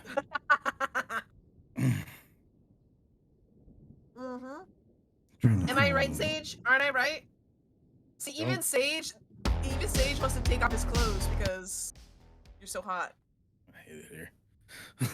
I'm trying to find something in the book and I can't figure out where it is. What do you... See? Yeah. I knew it, So, Sage. Okay. That's Zamisi's guy, dude. Yeah, dude. For real. Oberon? Holy shit. Yeah. So I'm gonna point out something. Zamisi as a clan, when I played, were something you don't fuck with. Like, Dude. so in the Yeah. Sabbat, the Templar, which was basically the right hand of the bishop, the Templar or whatever, it was a Zamisi. My backup character was being a little shit and backtalked him because I didn't want to do something specific that he was asking because it was stupid. And so he flesh crafted me to a chair so I couldn't move. So basically, I could do something. That was And that so- guy? Oh, Yeah. shit. Yeah, dude, I was an fuck. ass. I was like, I'm not doing this. You don't get a choice. I'm like, what do you mean I don't get a choice? Next thing you know, I'm stuck to this chair and I can't move. Yeah. It's like, Oh I my can't beat God. this guy. Like, he's He's, like 7 who's foot that- tall giant. And I'm like 5'11", and I'm just like, okay. Next thing you know, I'm just bound to a chair as he's making my guy look like, in the version I played in Vampire, you actually had an appearance, dots you had to put in. Because we were going to go find a Nosferatu and some shit. And apparently the Nosferatu was attracted to people with like, in terms of it was a scale of 5, so like they had like 3 or 4. So he had to like craft my character up to like a 4. And I got voted to do this, and I'm like, this is some shit. Yeah. No, You're yeah, like- those guys are crazy. And Xirus is not happy about that right Yeah. now. Yeah, it sounds like it. Yeah, this means these guys are, yeah, They're they're not scary fun. people. Because they've got a lot of dangerous abilities too, where Oh, they yeah. can turn your Sounds like rib it. Sounds like cage it. Jesus. into a way to stake you. He's essentially the guy from what is that show? What can't I think of it right now? Jujutsu Kaisen. Yes. Okay. I was gonna say Gojo Yeah. Satoru, that dude. No. The guy, yeah, the guy who can like morph people's bodies into something else. Ahito. Oh Yeah, shit. that guy. Fuck Yeah. that dude. That's essentially that clan. Can't stand that motherfucker. Damn. Oh my god. That's crazy. So everyone's characters, though, I'm looking forward to it. You guys are doing amazing. Yeah. I like the squirrel conversation. That like Oh my the God, reading the so tarot good. for the squirrel. I was in the kitchen Funny. and I'm sitting there trying to like find something else to say, and I'm just hearing this whole entire conversation. I'm just like fucking cracking up. Like, this is great. Yeah, she should be a good time. I'm excited to meet everyone. Hell yeah. Yeah. Yeah, it's gonna be really funny. I'm very excited to see how everyone does meeting each other.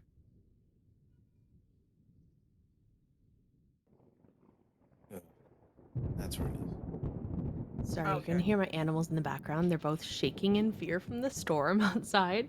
Oh. The whole house is shaking. My dog has been under my desk this whole time. Oh, My baby. cat is poor like baby. meowing in the background. Meow! I'm like, I'm sorry, little children. I cannot help you. All I can do is hug you. I'm sorry. Oh, poor babies. Yeah, they're Hey, cute. Sir Hugslot. We're playing a tabletop RPG, The Masquerade, and we're about to get to the last part of our game before we wrap up. The second Uh, half. the second half. yes. I'm very excited.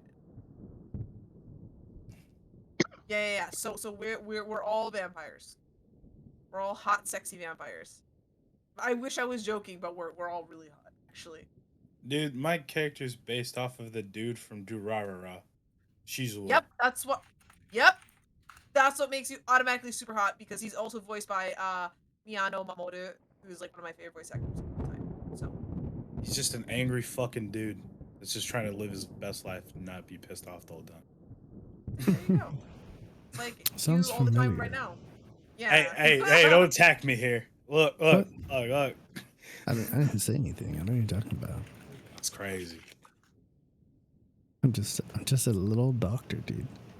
There's a little doctor. Uh-huh. Uh-huh. Yeah, He's just dude. a nerd. Uh-huh. I'm just a doctor.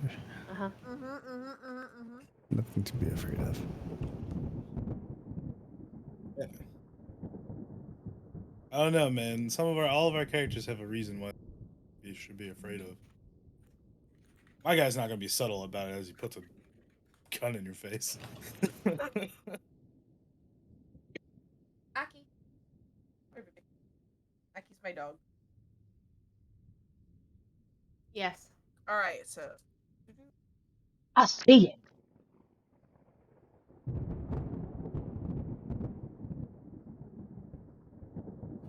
Oh, okay. Let me turn that on.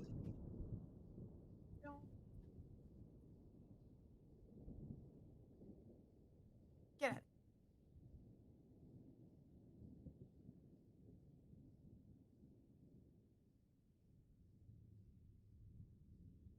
Ooh. Your stream's still at BRB. I didn't know if you knew, Copic. Okay. Okay, that's totally fine. I just wanted to make sure.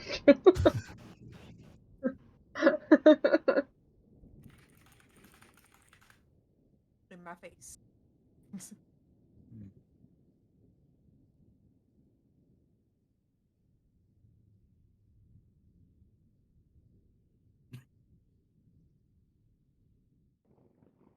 Feel that.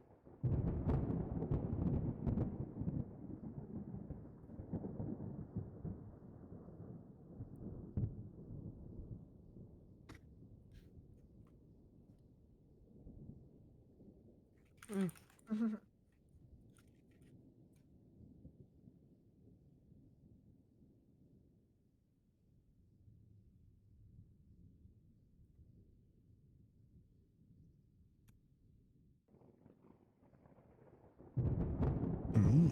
That's All cool. right. I'm so excited.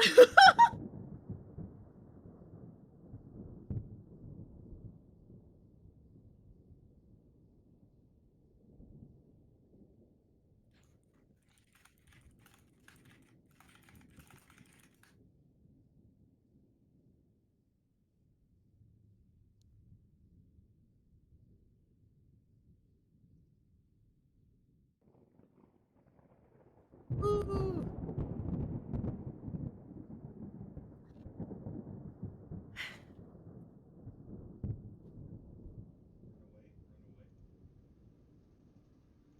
Let's go. Stage is Vampires. set. Jump, swim.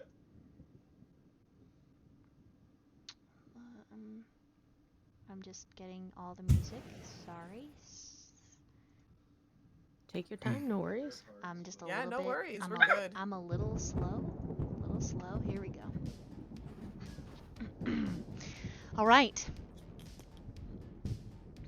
Each of you have arrived. Blythe, you are being held in a separate room until your introduction. You have been informed to talk quietly to whatever desk motes, desk bunnies, chairs, or curtains you want to.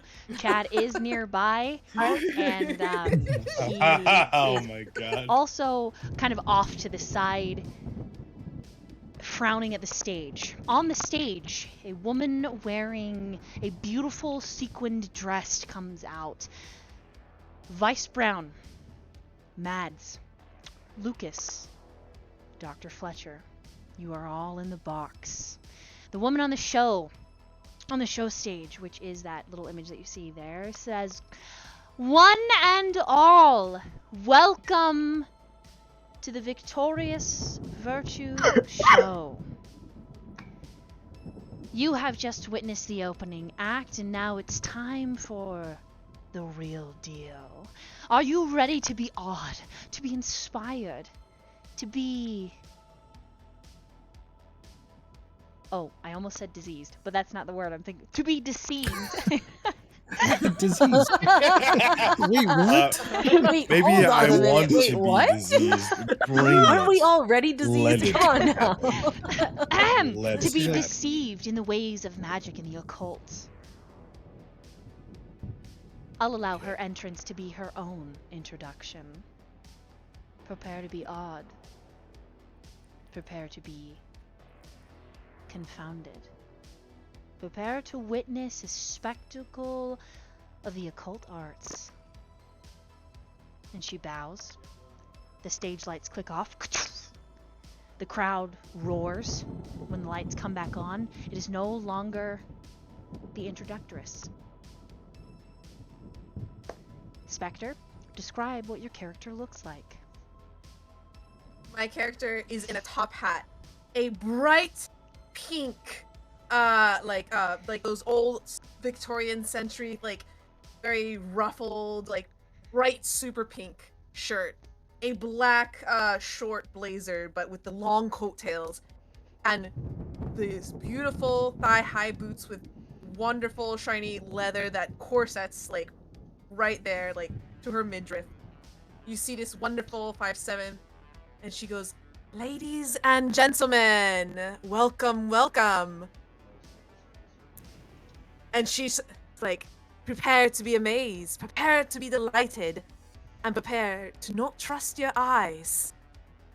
For you see, reality here is mine to command." And she steps off the platform, and she just seems to jump into a hole.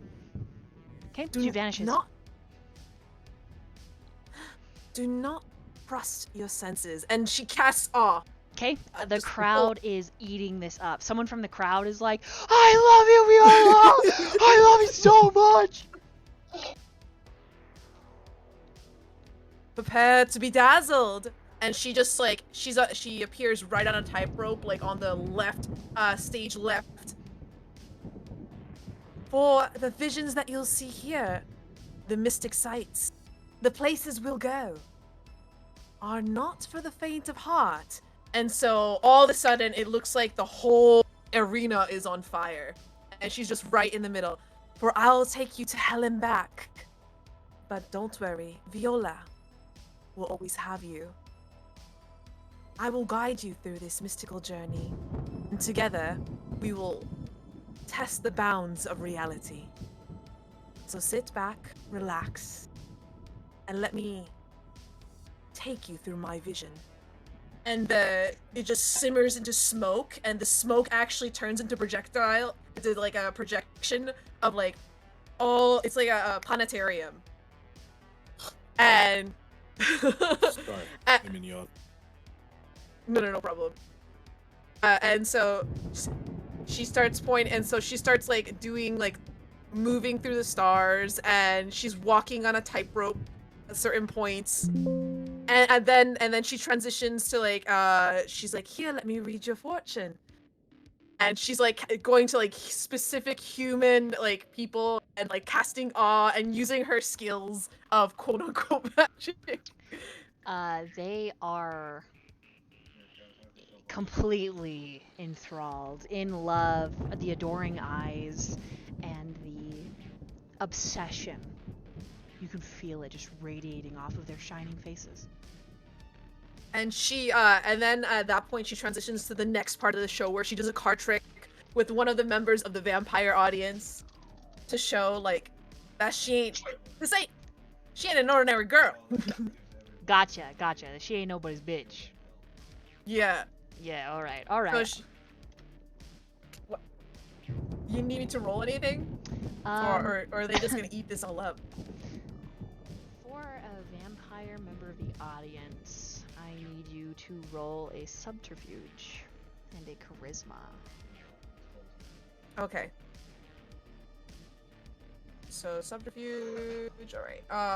What do I need to roll for? How many dice for that one? Ugh. Let me open your character sheet. Because there's a lot of dice for this one. That's good.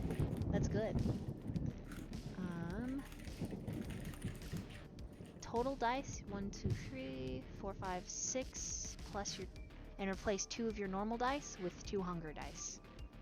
Okay, so so we're gonna make these with 2 hunger dice and a total of 6 dice, right? Including your hunger dice, yes. Okay, 6 dice plus another 2 hunger dice. Jesus Christ. Also pausing your roll. Those of you up in the booth next to Vice Brown, would you like to roll a wits and awareness to see the kindred that she approaches in the audience? Okay. Because you guys are quite a bit up. You're actually bird's eye view of the stage. Yeah, let's do that. If you want to, you I'd like can to roll roll. awareness and wits. Okay. Alright, baby! Alright, so I'm gonna roll 6 dice. Okay, 6 normal dice and then 2 hunger dice. Let's fucking go. And it has to be above a 6? No, you just roll. Okay. Okay, hold on, let me roll this one. Ooh, okay, so I got... Alright, some of these are good, Oh, okay, these are the good ones. Alright, that is... Okay, that's a 9. Yeah, that's a 9. That's 6, no wait, 6. Okay, great. Alright, so I Let's run my have... dice in the group. I got rolled mine right? I don't know. Yeah. I can't send a picture, but I can tell you. That's fine. I trust you. Okay, so I got a 1, 3, a 3. But then I have a 6, 7, 7, 8, 8. Okay, 5 successes. The kindred is actually impressed. Also, Bats, thank you for the redeemed drink water. Everybody drink water. We're all talking, we're role-playing. Drink water. Never. Yeah, also I did have some redeemed for a water for you specifically. For me? Mm-hmm. Someone redeem water for me on your Yeah. stream, like specifically? Yep. Make Yeah, DMs they're drink just like water? they're just like hydrate but for the DM because she's been talking a lot. Thank you. I will drink my 0 Gatorade Glacier Cherry. Thank you, Spectres. Ooh. Chat. Mwah. I lick you all. Yeah. You're welcome. Germs. It's gross. Not the germs. They are germs. All right, those of you that rolled your wits and awareness, we're gonna start with Mads. What did you get? How many? I posted in the Discord. Oh, I'm pacing, so let me go look. Okay, okay, sorry. No cooties. You're gonna get cooties and you're gonna like it. You're gonna like it. Okay, let's see. Success. Oh my gosh. So you have. So those are 2 criticals. So Yeah. that's 4, 5, 6, 7, 8. Damn! Damn! Jesus. Damn! Oh my god. Sly's out here just like, I see ain't playing everything. games, home. I do see Exactly. everything. Damn, I Sauron! ain't playing games Damn! here. Literally like. I am see. Sauron. Let's fucking go. Holy shit! Right? Frodo cannot hide with Jesus. the ring. You see that bitch, Hobbit. You taking that bitch out. Damn. Oh shit. Okay. Val, all blank crit on hunger. Yeah. Oh shit.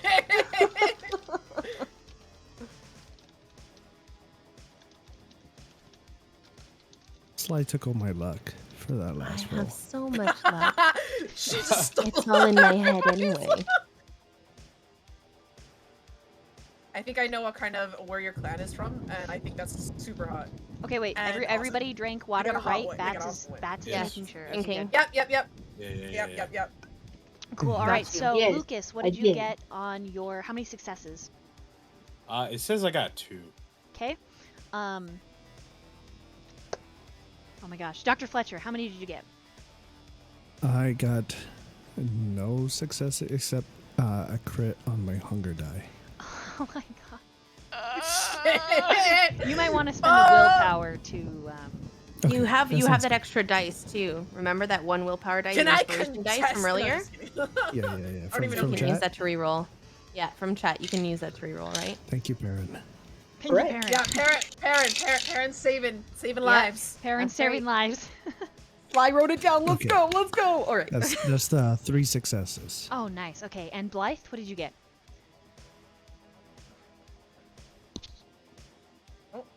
That John. Oh, Oh no. sorry, I wasn't. Oh, She you're- doesn't care. Oh, you're talking to the She's- curtain. Yeah. Oh,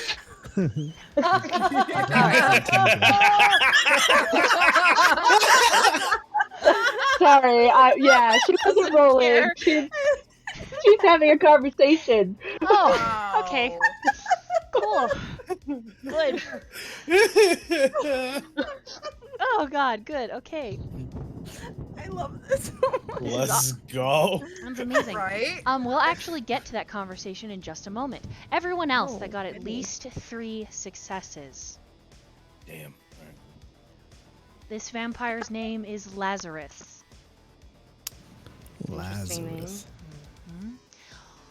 Anybody remember the color? I did not go into detail of who owns it. Yeah. This is What color was it? yellow. Oh God. I remember. I said who owns black, who owns yellow, said and I black? said who owns blue. Yeah, yellow. So it's purple. Oh, Pink. correct. Lazarus is the self-made baron of the pink territory. And he's down among the people, and it is him that Viola is doing the card trick to. You rolled 8 successes, Viola. Lazarus Yes. is, he says, impressive. Very impressive. She just nods, give him her $1 million smile. Quite literally. Yeah, it's one of those, he takes the king card, and you're like, is this your card? And he's like, it is. Can I ask a favor? How do you spell Lazarus? Lazarus.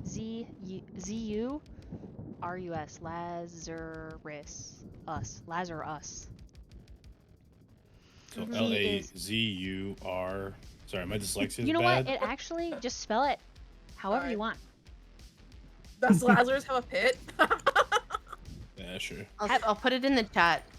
Thank you. I'm struggling to spell today. Oh, that's a Like 4 hour that? That's sleep totally talking. fine. That's Or is fine. it That's fine. L?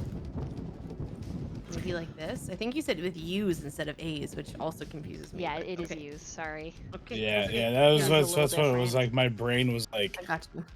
letters, they hurt. This Lazarus is a darker-skinned male. He has pale white hair, one green eye, one brown. Sort of sticks out a little bit, but it's not something that he really minds.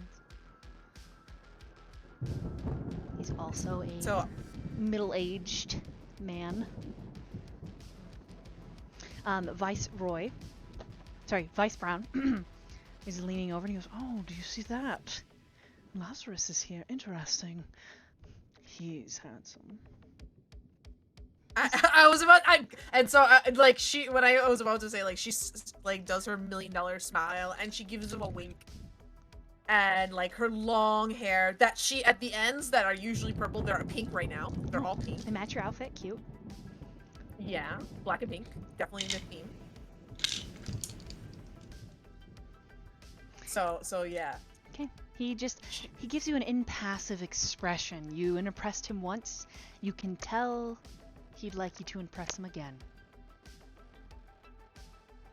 Would you like me to describe the rest of your show, or would you like to? Yeah. That's hard. Actually, I'm very interested. Because there's so many things that I'm really interested to see what you would say actually. So go for it. Right. I might interrupt you if that's okay. Sure. At any point you can. Okay. At this point, Viola, in a flurry of glitter that actually is self-cleaning, surprisingly, and doves that she pulls out of her hat, she vanishes and reappears on stage.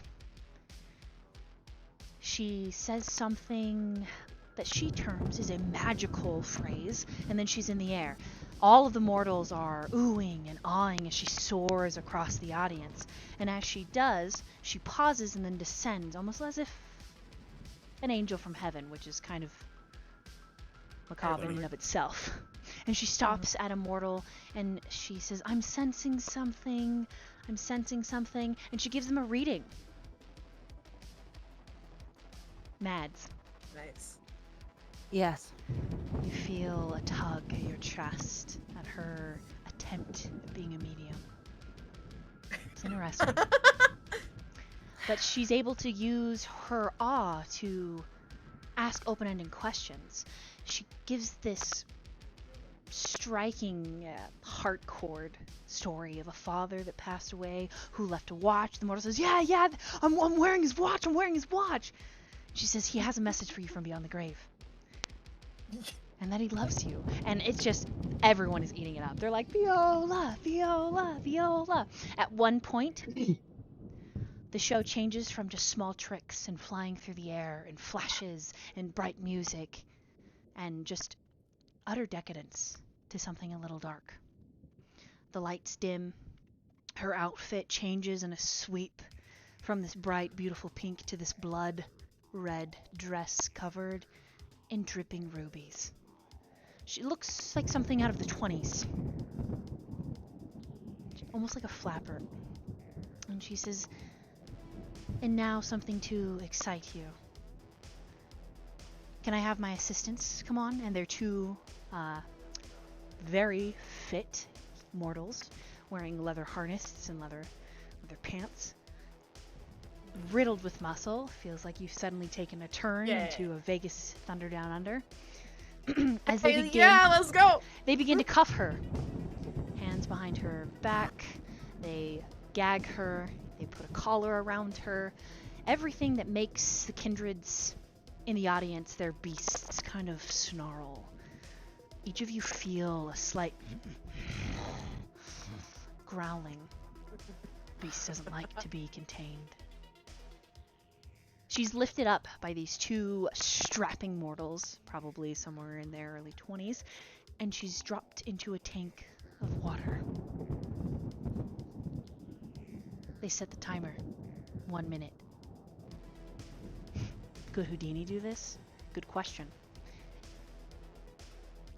The clock begins to count. The kindred in the audience knows this is unfair. She doesn't need to breathe. But the mortals don't. They begin to panic. You can sense it. their fear rising in an aura. Several of you like the scent. You can decide privately which of you enjoy the scent of their fear, as begin to worry for her well-being. A curtain is drawn, and all you can see is the sinuous outline of her very curvaceous feminine form as she struggles in the water, twisting and tugging and pulling you. Overhead, on the speakers, you can hear the gargles and splashing. The clock gets to 15, 20, 30. At 40, at 45, people begin to really panic. Several people from the audience are like, she's not gonna make it, she's not gonna make it, get her out, somebody get her out! And the two burly assistants are still standing on either side of the stage, impassive. 50 seconds. 51. 52. She reaches a minute. A minute 1, 2, 3, 4, and finally, the curtain drops, and she's standing there soaking wet. 1 minute and 13 seconds. The crowd goes wild, an uproar, screaming. She raises her hands. Both of her assistants come to her side and lift her up on their shoulders. You can sense the jealousy of several young men in the audience, wishing that her wet behind was on their body somewhere.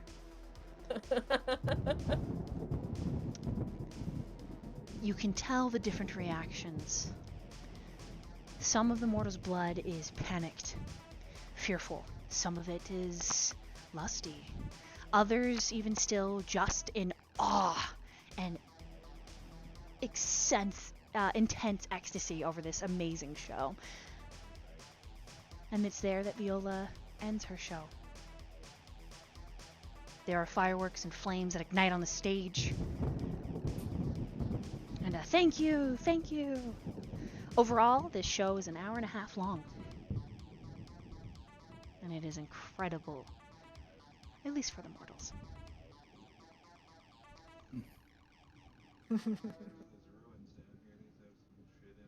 And so Viola's like in the backstage and she's like, all right, a little bit wrong with the mistiming on the last, but not bad. Next time, definitely we'll have to fix a little bit of the bindings. We'll have to do a little bit of planning. I feel like I've really got the attention of a lot of the mortals, but I feel like we need to step it up a bit. Maybe another daring act. Maybe I can eat swords again. That was very interesting. And so she's eat swords. Swords. Yeah, that's a callback right. to the black cock.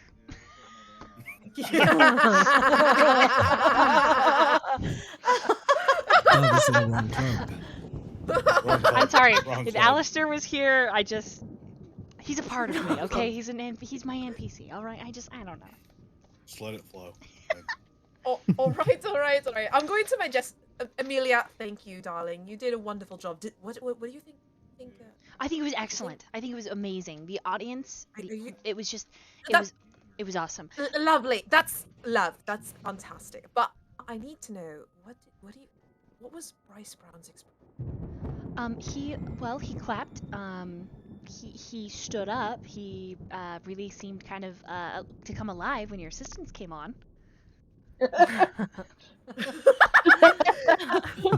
Really? So Viola's like, all right. We might Right. He's consider that actually next time." requested to speak to you in the VIP room. So if you would, I think you're in. I think you're in. I mean, if he gives you his endorsement, Viola, you will become the next. I mean, you're just gonna like throw all other magicians. Like, what's that guy's name? Chris Angel, right? You're gonna destroy him. You're gonna throw him in the river, and he's just gonna drown. Amelia. Oh my. And she just like, I could just kiss you right now. And I'm just so excited. Anyways, I'm gonna get dressed. Hold on. I'm gonna get Do dressed. you still have, when you say that, do you still have awe on? Uh-oh. Uh-oh. Shit. Uh-oh. Yeah. Uh-oh. Okay, she flushes quite heavily. Oh, That's oh, when Viola realizes, and she's like, "Oh, sorry, darling, I'm sorry." And she kind of like does a little like, anyways, mwah, mwah, kissing on the cheek. I'll see you later. I'm gonna get dressed and meet Mr. Brown. great. Mr. Okay. Bryce Brown. Good luck. Good luck. Fantastic, thank you. And so she goes up to her dressing room and like dresses in like another pair of like Chanel clothes that she just happened to have. You know, she has like 3 different outfits, and she like redoes all her makeup and all that jazz. Perfect. So it'll take you a minute, but that's fine. Meanwhile, up in the booth, Vice Brown is grinning. He says, "That was I think my favorite part was the end. What about the rest of you? Hmm?" And he's looking at the doctor, at Lukas, at Mads.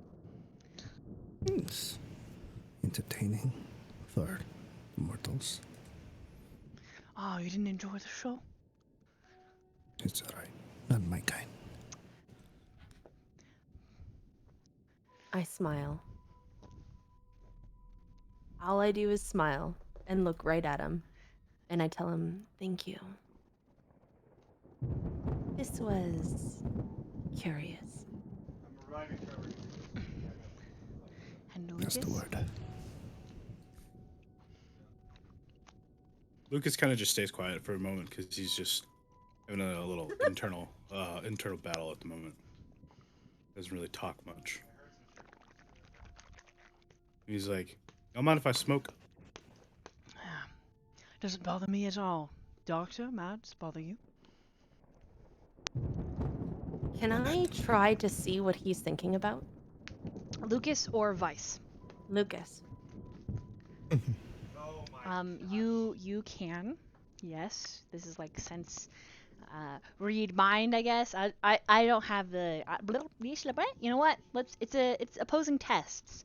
Let's do I kind of want to do mental, but I feel like bless you. Let me look at your character sheets really quick. Oh, whoops, wrong character. Oh my god, why am I clicking this? Oh my god.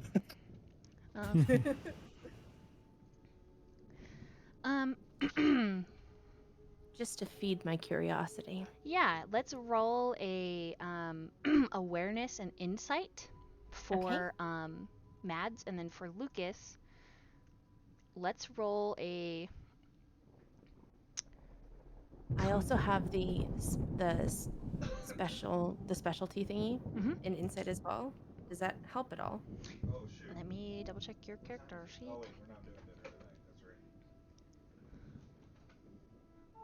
Am I in the wrong character? You know what? I might be. Hold on. La la. That happens. Yeah, that gives you an extra dice. Okay. So for Lukas, it's composure and subterfuge. Yeah.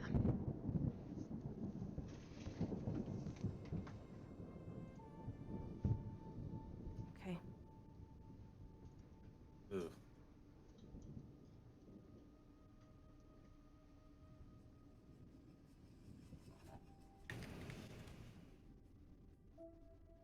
So I keep posting pictures of my dice just so I can have, so you guys can see it. That is okay. Oh my gosh. 1, 2, 3, 4, 5, 6. All right. Lukas, what did you get? It says messy critical. Oh, that's because you have 2. So that's 4, Yeah. 5, 6 as well. Oh, it's a tie.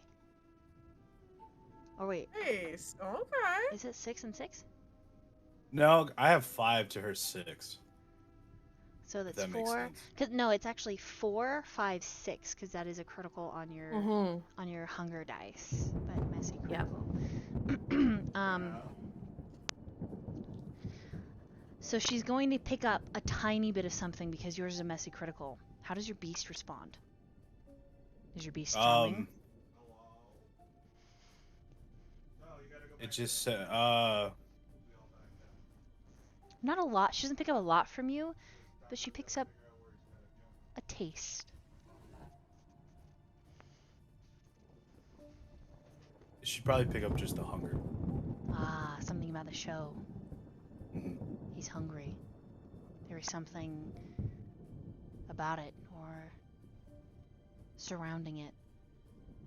You think that's why maybe he's smoking? Interrupting the train of thoughts, Vice Brown says, as you know, I am good friends with Mr. Knox. Kind of nods at Lukas, and I am...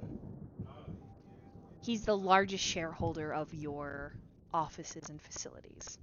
He's also aware, Dr. Fletcher, of something you would like to keep hidden. I will just say $1 million. But he doesn't ever use it against you. Ever. But he is calling it a favor, which you do owe him.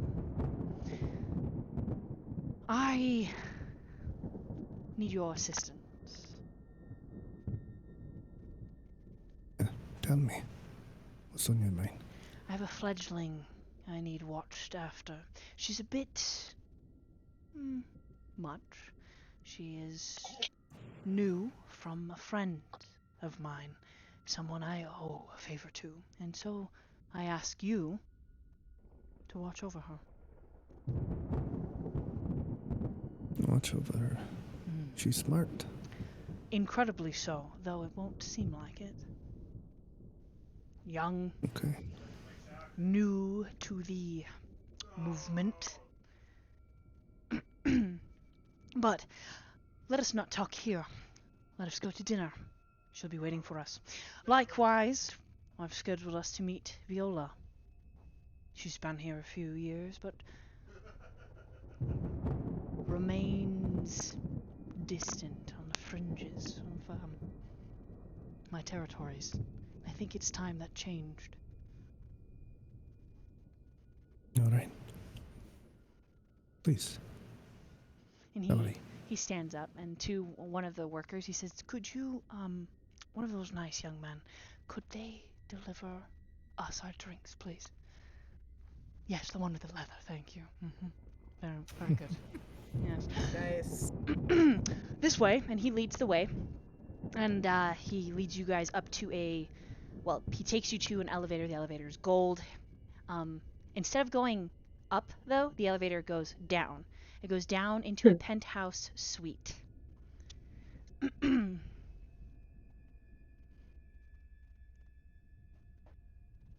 As you are in the elevator,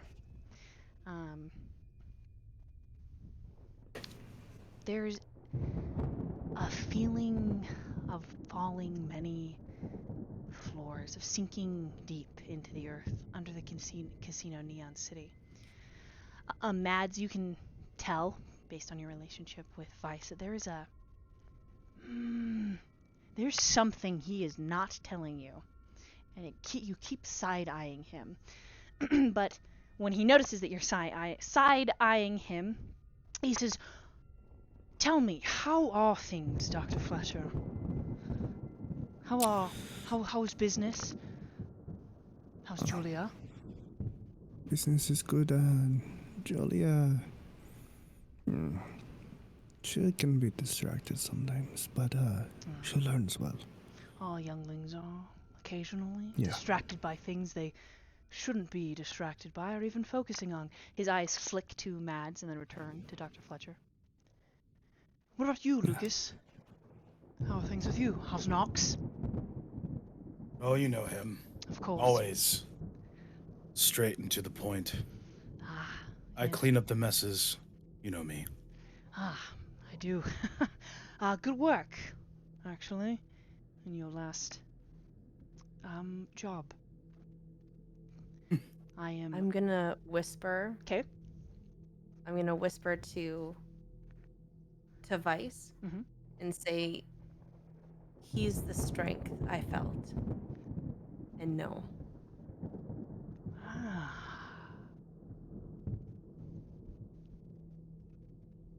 Vice just smiles.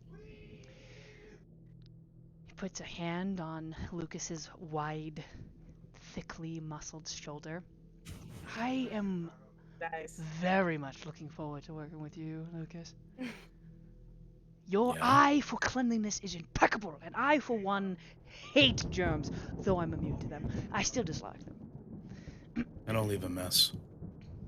It's not in the job description. Yes, that's exactly the way I prefer it. Now, shall we? The elevator dings and opens, and it is there, just as Blythe is turning around at this pool table, well, this table fashioned to look like a pool table, that we end session 1 of our vampire story.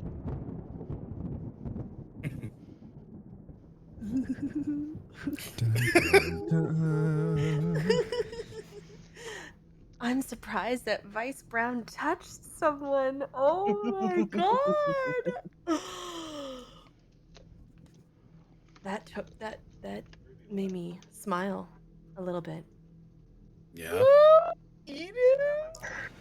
Because So, yes, Lukas! because if you there was a little something there. I was feeling it. Yeah, I was let's feeling go. Hey, okay, I touched him and he cringed a little bit. All right, so trust me. When he touches somebody else, I'm a freak out a little bit on the inside. I get Yeah, it. I know. I noticed that too when Mads was kind of like touched. He was like, eh, but then when he touched Tito, I was like, whoa. Oh, I was. Whoo, there's some. I told you. Oh, You're a very strong young man. sorry, Inu. I was just like, I feel strange, like some fucking weirdo.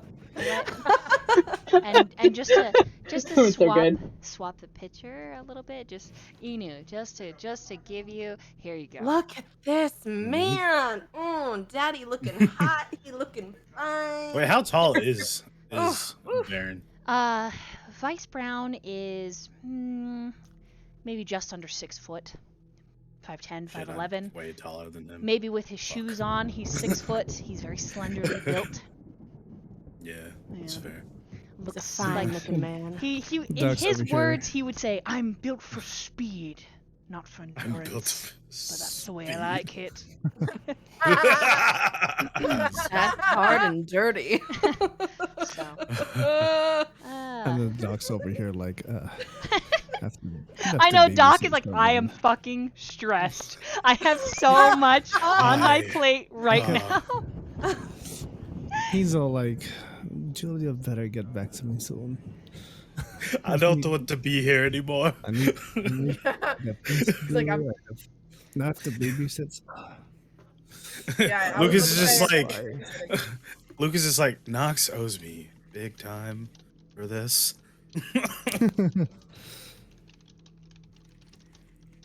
I would just like you all to Interesting. know that during the magic show, I was having a lovely conversation with the right curtain named Felix, and I talked him through his feelings and his emotions, and he's ready to commit to a relationship with Marcus, the other curtain. Yes.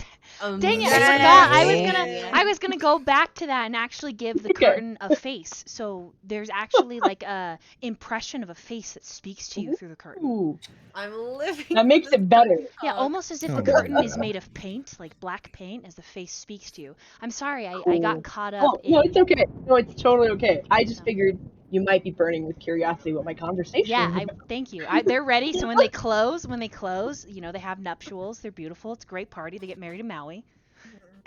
Oh my god. I love it. great. I love it. Okay, everyone, audience, players, DM and our vampires will plan our next game, and we will post on all of our social medias. Go ahead and !guests. Follow us on Discords, Twitters, Twitch. We will post and share when the next game will be. Be prepared because there is a full season 1 of this campaign planned. Salem, New York. Get hyped. Yep, Salem, New York. I'm hyped. Hell yeah. Neon City Hell yeah. by night. Yeah. Thank you guys so much. I really appreciate it. I was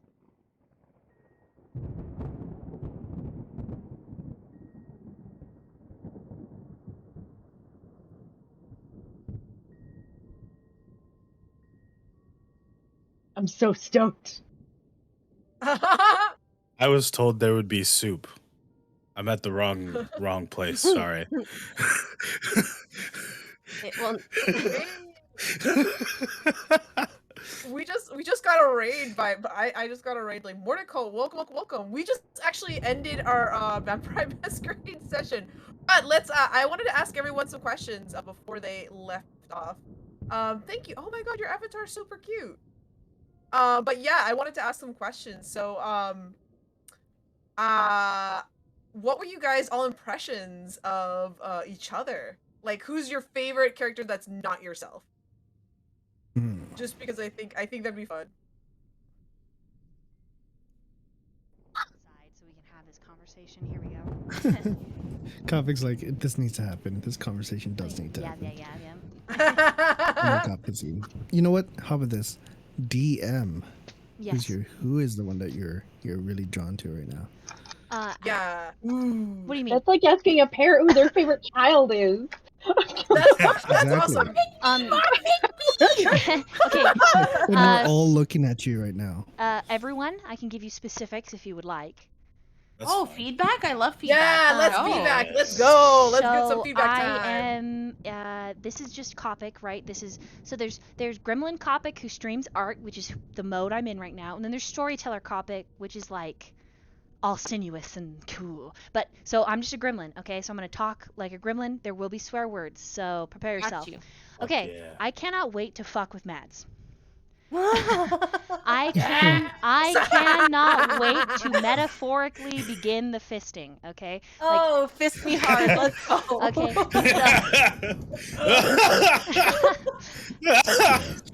I know this is crude, but it's just how my brain works. I am Yeah. so excited to begin to twist. The hunter side of me, though, is so ready to fucking destroy the doctor. Okay, there is a evil side of me that is just squeeing with happiness. The soft side of me, believe it or not, cannot wait to push the limits of our most violent vampire. I cannot wait to present the metaphorical bunny to slaughter and to see the moral choices this morally strained Lukas will make. Yeah. Yeah. I'm not gonna say too much for Viola because there are secrets among secrets. But I will say the voice on the phone is just beginning. I love That's it. all. And then finally, my little baby, my little tiny fun baby. Just a baby. Perhaps what she speaks to are not inanimate objects after all, but actual entities unseen by even the kindred. I feel like Dun, Nat, dun. you and I are gonna have some fun together. She is a Malkavian after all, I feel like it too. just like I feel like you and Mads. I are gonna have a good time.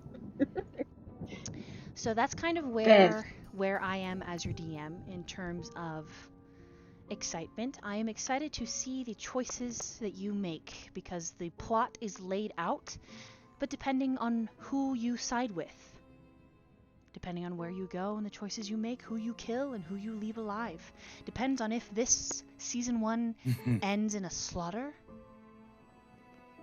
or in a cry. Because after all, in a vampire story, there are no happy endings. Only death. Shit. Time to take out my character too. I think it could be Okay. I think it could be eloquently put as there is only darkness in the world of the vampire. Darkness. So, Vengeance. Okay, We are the that knights. sounds awesome. All Well, right, thank should you we- so should we much hear for the- letting me join you guys. I have to run. Can you tell us which character you're most excited for first before you go? Oh, Yeah. You're just interested in. knowing gosh, more. I think they're all super intriguing so far. I can't pick a favorite from one episode. You're all You so have to. fun. You have to choose one. Go. Yeah, I you have to choose one. have Choose one. Yeah, you have Yeah, to. you have to choose a favorite.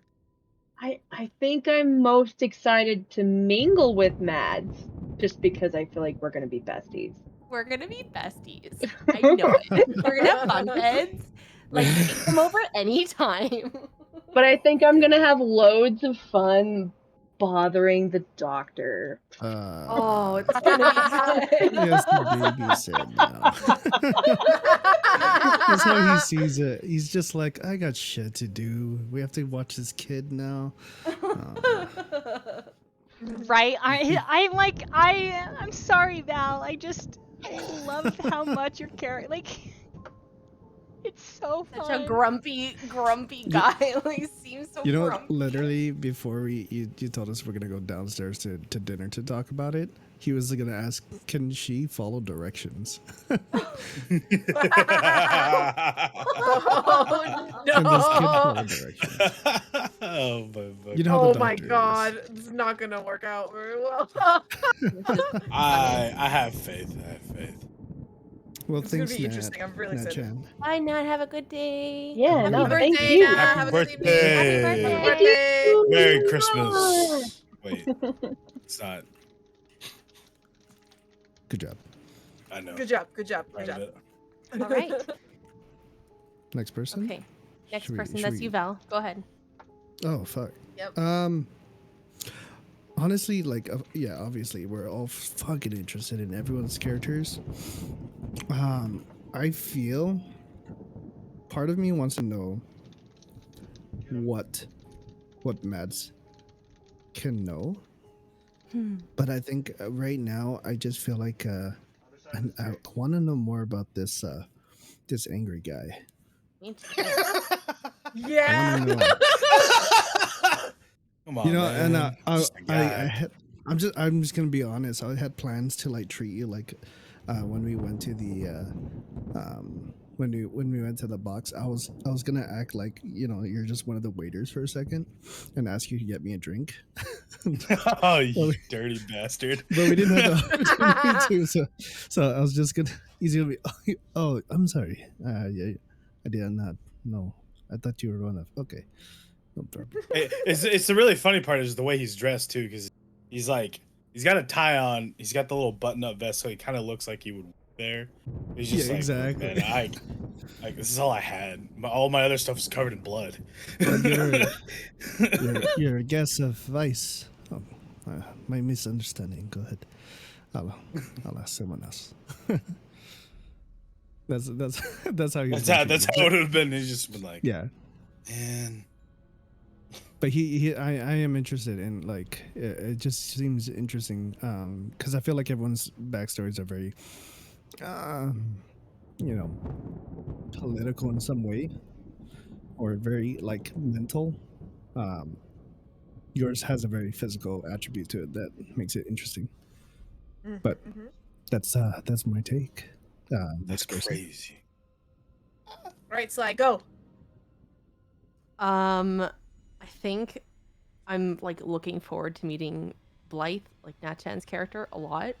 Because I just know we're gonna vibe. I just know it. I know based on my character. I know based on what I've seen so far of hers. It's gonna be very interesting. But I am very curious about Inu's, like, everything that happened today, the way that he reacted to things, the feeling I was getting while we were sitting in the booth together. Like, that's why I was like so curious. I was like, something is drawing me to this character. That's why I talked about the strength before, right? I was like, oh, something. So I'm very interested to see more about his character. But also the doctor gives me creepy vibes. Sorry.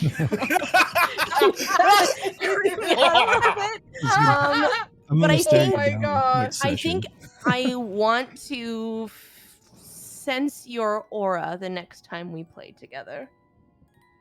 I'm just gonna stare you down then. I go for it. I love staring contests. I love them. Then again, I'll never be looking at you, but nonetheless, Viola's character is curious.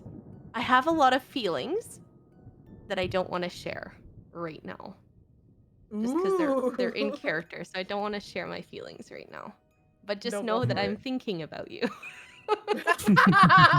She's like, she's like fake. Act. How dare you?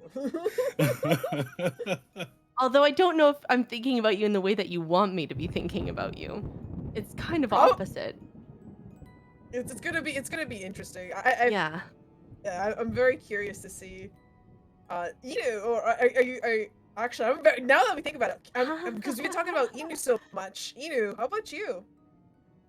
You gotta choose a favorite now. Oh, I gotta choose a favorite, dude. Damn it. That's everyone like has an interesting concept. From the one that talks to inanimate objects, the one that tries to suss out my aura, to the weird doctor, to the lady that's like sitting there doing magic tricks. But it's like everyone has like a piece that I'm heavily interested in. Because then like Lukas is a strange guy that he works with a lot of different people, so he's just used to stuff. So it's just like he's accustomed to this. Only thing that weirds me out is when you guys are pointing out, it's like Vice Brown doesn't really touch anyone.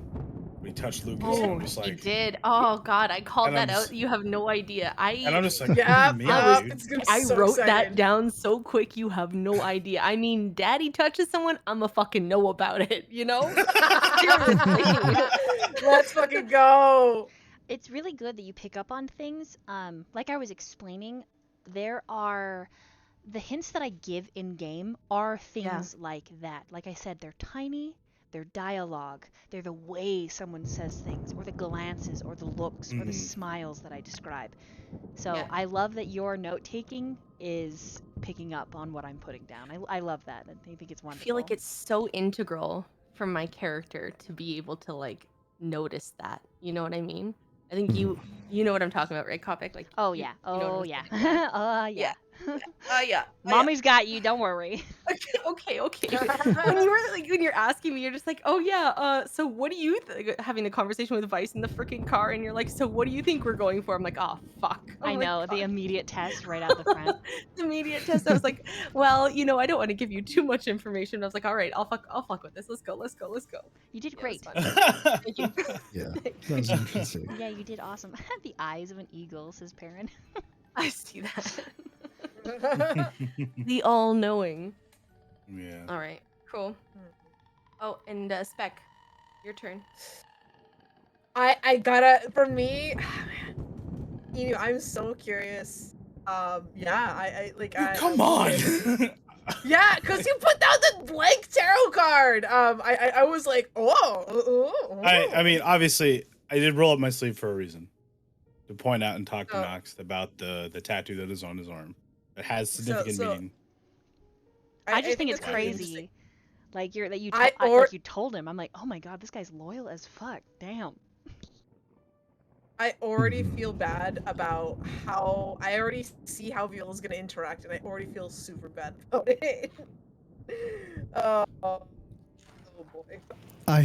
Especially with Blythe and Mads. That's gonna be very interesting. That could either go very good or very bad. With the doctor, I don't know about that one. That's also another. It could go very good or it could go very bad. We shall see. Then I have a Shall question see. for everyone then. Which character, player character, would your character be most afraid of or worried about? It's lies.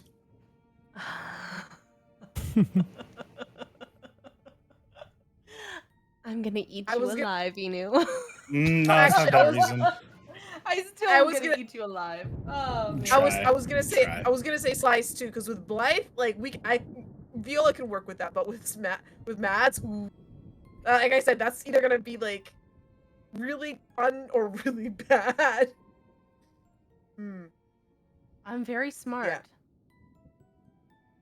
So I think both Blythe and I are very, very, very smart. Very smart. Just in a way that's not. The facility, Might all not the be normal. wires just don't fire at the same time, so it's a little somewhere different. It's a in little there. bit different firing. Just They work. different patterns. Yeah. Different all. neurons going kablam, kablam. I think that's another inspiration die for. Let me see. Who's it for? Are we rolling? For I'm who it's asking. for? Whoever gifts gets to give an inspiration die. So I'm asking Perrin. I personally would be the doc would be skeptical of Mads. Information is key, is power here. And Mads seems very insightful. That is an I inspiration think he'll dice come for to Sly, like me. just so you know. For me? For you, yeah. Oh my gosh. Nice. Mads, go! Mads reacts by laughing to herself. Oh my god.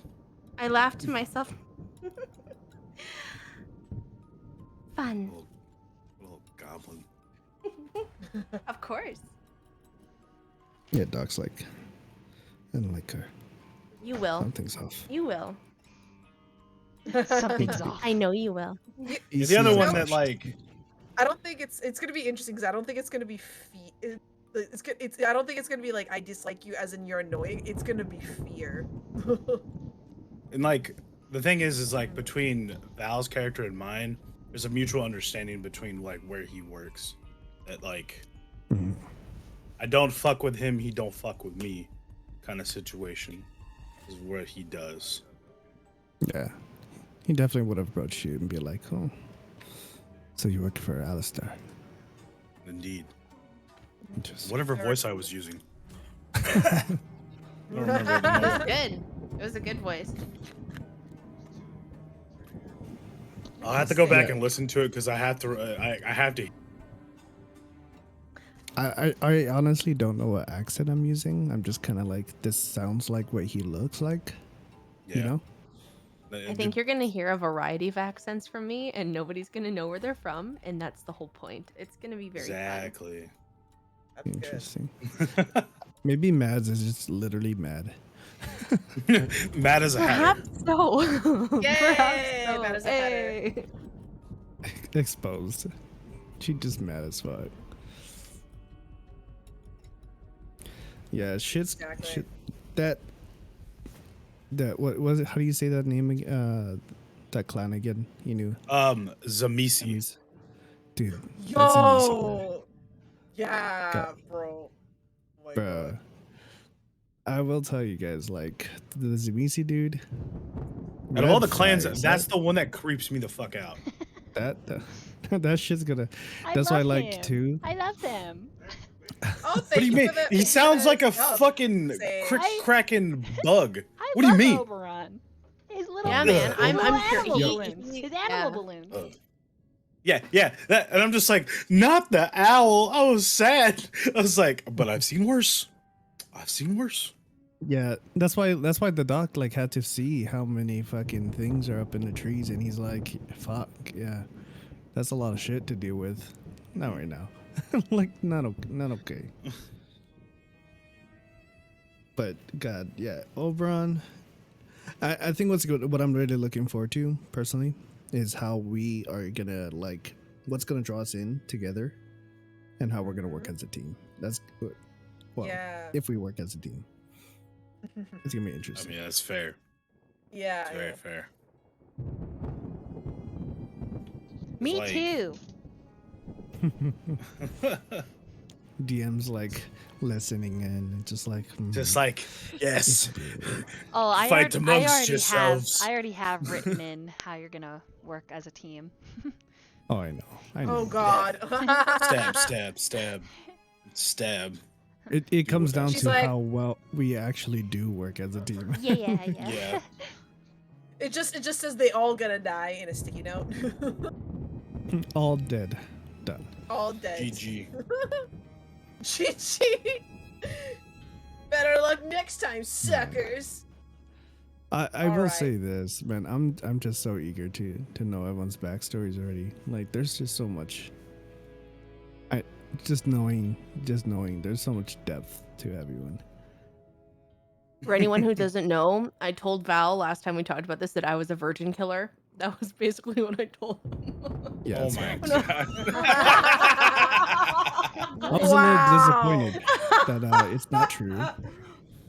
So, I told him it wasn't true. I was just like, I was just fucking with you, right? He's like, damn it. man, I'm just I kidding. thought it'd been fucking hilarious, man. Just Oh ruining. man, dude. Would have been so funny. When's Joe? Alvin asked, when's Joe Magnamalo gonna show up? Seriously, if he does, I'll be like, all right, quick D&D session in the night. Gotta meet him and his wife. And we gotta be busy. Gotta be busy. He's very, yeah, pretty much, because Sofia Vergara is super fucking hot, and so is he. So I don't know who yeah. he is, so Yes, you do. He's He's the guy- he's in True Blood. He's Alistair in Yep. True Blood. I don't watch The True werewolf. Blood. Wait, what? Yeah, sorry. have you seen? Do you know about the Benson's hand? Have you ever watched Critical Role? Yeah, I watch Critical He's the Role. guy, the guy who stole the hand of Vecna. Vecna? Yeah. Vecna. Could you just link a picture? I'm sorry, I don't know. Picture's worth 1,000 words right here. I'm gonna link to Okay. you the goddamn. I was about the video, but okay. We'll give That's you a all. shirtless one. Yeah, let's go. Oh, that's a young photo. Okay, Yeah. it's a very very young jungle. I'm gonna link you the one where he's in the Critical Role. He's in episode. what is it? The male strip one. What is that? Mike Magic Mike. Magic Mike. Magic yeah, Mike. yeah, Yeah, Magic Mike. The male striptease guy. You know what I'm talking about? Yeah, you know what I'm saying. Yeah, He's the yeah. guy who takes off his clothes. Yeah. He is And gorgeous throws it. as an older man with Oh. his This woo, Mm-mm. honey. Huh. Look at him. Look at him. Oh God. guy. Wow. Yeah. I know, right? And Wow. he's super into D&D. Like he has his Look at whole him. basement is like converted into like a D&D like dungeon where he just like plays D&D and has like a bunch of like tens of minis, so many minis. Nice. So I yeah, didn't know. he's a big That's cool. freaking nerd. I like. It's good. He's beautiful. Mm. Mm-hmm. Mm. Mm. And so Yeah, he plays a okay. werewolf in True Blood. Oh, cool. Imagine being a nerd. That's cringe. Yeah, you know what? I'm gonna start watching True Blood now because I had never also had heard of Actually, it, but great never book seen series it. is Alcide in True Blood. His name is Alcide, but yeah, he's in True Blood. Great TV show, better books. Just saying. Yeah. So Um, he's Archon in the Critical Role. But anyways, yes. in a side segue, Spectre, are you going to keep streaming or change what you're doing or? I am actually probably gonna take a nap and probably start streaming in like a few Okay, hours. I'm gonna take a little nap. Okay, I just need to skedaddle. All right, Skedaddle guys. ladder. All right, thanks It was fun. for having us. Yeah. Thanks, Yeah. everyone. Yes, Thank you for guys for DMing. being my You're little doing Yes, vampiric thank you. hamsters. Copic. Yeah. It was fun. You did amazing. Great. You did a great job. You thank big Round of nerd. applause, You're everyone. amazing. thank Seriously, you. job. so amazing. Topic, you did amazing. Yay! In the I middle don't of know the if my game, mic's picking up this clapping, but yeah, Oh I'm my clapping. God. in the middle of the game, I DM Sly was like, "She's fucking amazing. This is awesome." Oh, no. it's true. He did. Oh, He no. did. 100%. He did. He did. Okay, I'm gonna. Like You did 5 a out of great job, 5 never on worry. Yelp. Okay, Yeah. never Yeah, worry. 11 out of 6 out of 10. 5 on Yelp. I'll fucking add us. I'll Look, change the math code to add hurts it to my the brain. store. 10 out of 5. 10 out of 5. Oh, no. We're gonna have DM 12 million. Yeah. I that's give it. you 20 vampires. 20 vampires. That's what Going once, going twice. Oh Alright. my Anyways. goodness. All right, Have a guys. good night, Topic. Coffee. So, Thank you for everything. thanks. Have a Thank you nice for night, everything. Topic. I know. Thank you. Yeah. Don't go anywhere. Okay. I mean you can, Okay. but like, I'm gonna make you go pick someone to raid. So I'm gonna raid you, Yeah, and then you go raid. I'm looking. No. I'm raiding you, and then you raid somebody. Okay. All right. You Love you take guys. them with Bye. you. Okay. Sounds good.